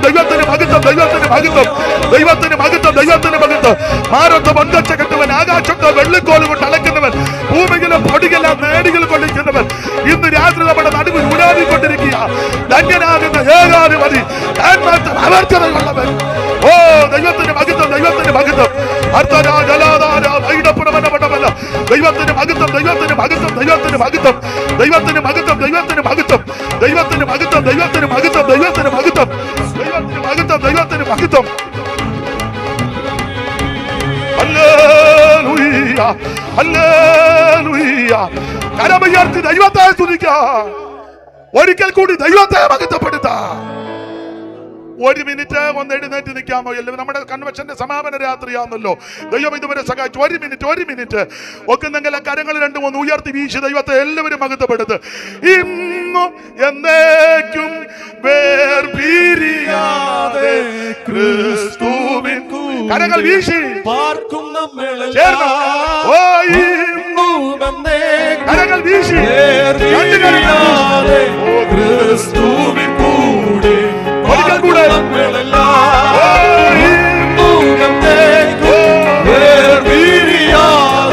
ക്രിസ്തുവിൻ കൂടെ ജനമേ യഹോവ നിങ്ങളെ അനുഗ്രഹിച്ച് കാക്കുമാറാകട്ടെ. യഹോവ തിരുമുഖം നിങ്ങളുടെ മേൽ പ്രകാശിപ്പിച്ച് നിങ്ങളോട് കൃപയുള്ളവനാകട്ടെ. യഹോവ തിരുമുഖം നിങ്ങളുടെ മേൽ ഉയർത്തി നിങ്ങൾക്ക് സമാധാനം നൽകുമാറാകട്ടെ. കരമുയർത്തി ഹല്ലേലൂയ പാടാം. ഒരിക്കൽ കൂടി ഹല്ലേലൂയ പാടാം. എല്ലാവർക്കും ഇരിക്കാം. ഈ ശുശ്രൂഷയ്ക്ക് എന്നെ ക്ഷണിച്ച ബഹുമാന്യ കർത്തദാസൻ വിൽസൺ ജോസഫ് അവർകൾ കുടുംബം, സഭ, സെന്ററിന് ചുമതലപ്പെട്ടവർ, ശുശ്രൂഷയിൽ സഹകരിച്ച എല്ലാ മാന്യ കർത്തദാസന്മാർ, ഇതുവരെ കേട്ടിരുന്ന ദൈവമക്കൾ, പ്രിയപ്പെട്ടവർ, എല്ലാവർക്കും നന്ദി. നിങ്ങളുടെ എല്ലാം വിലപ്പെട്ട പ്രാർത്ഥന ചോദിക്കുന്നു. ദൈവത്തിന്റെ കൃപ കൊണ്ടും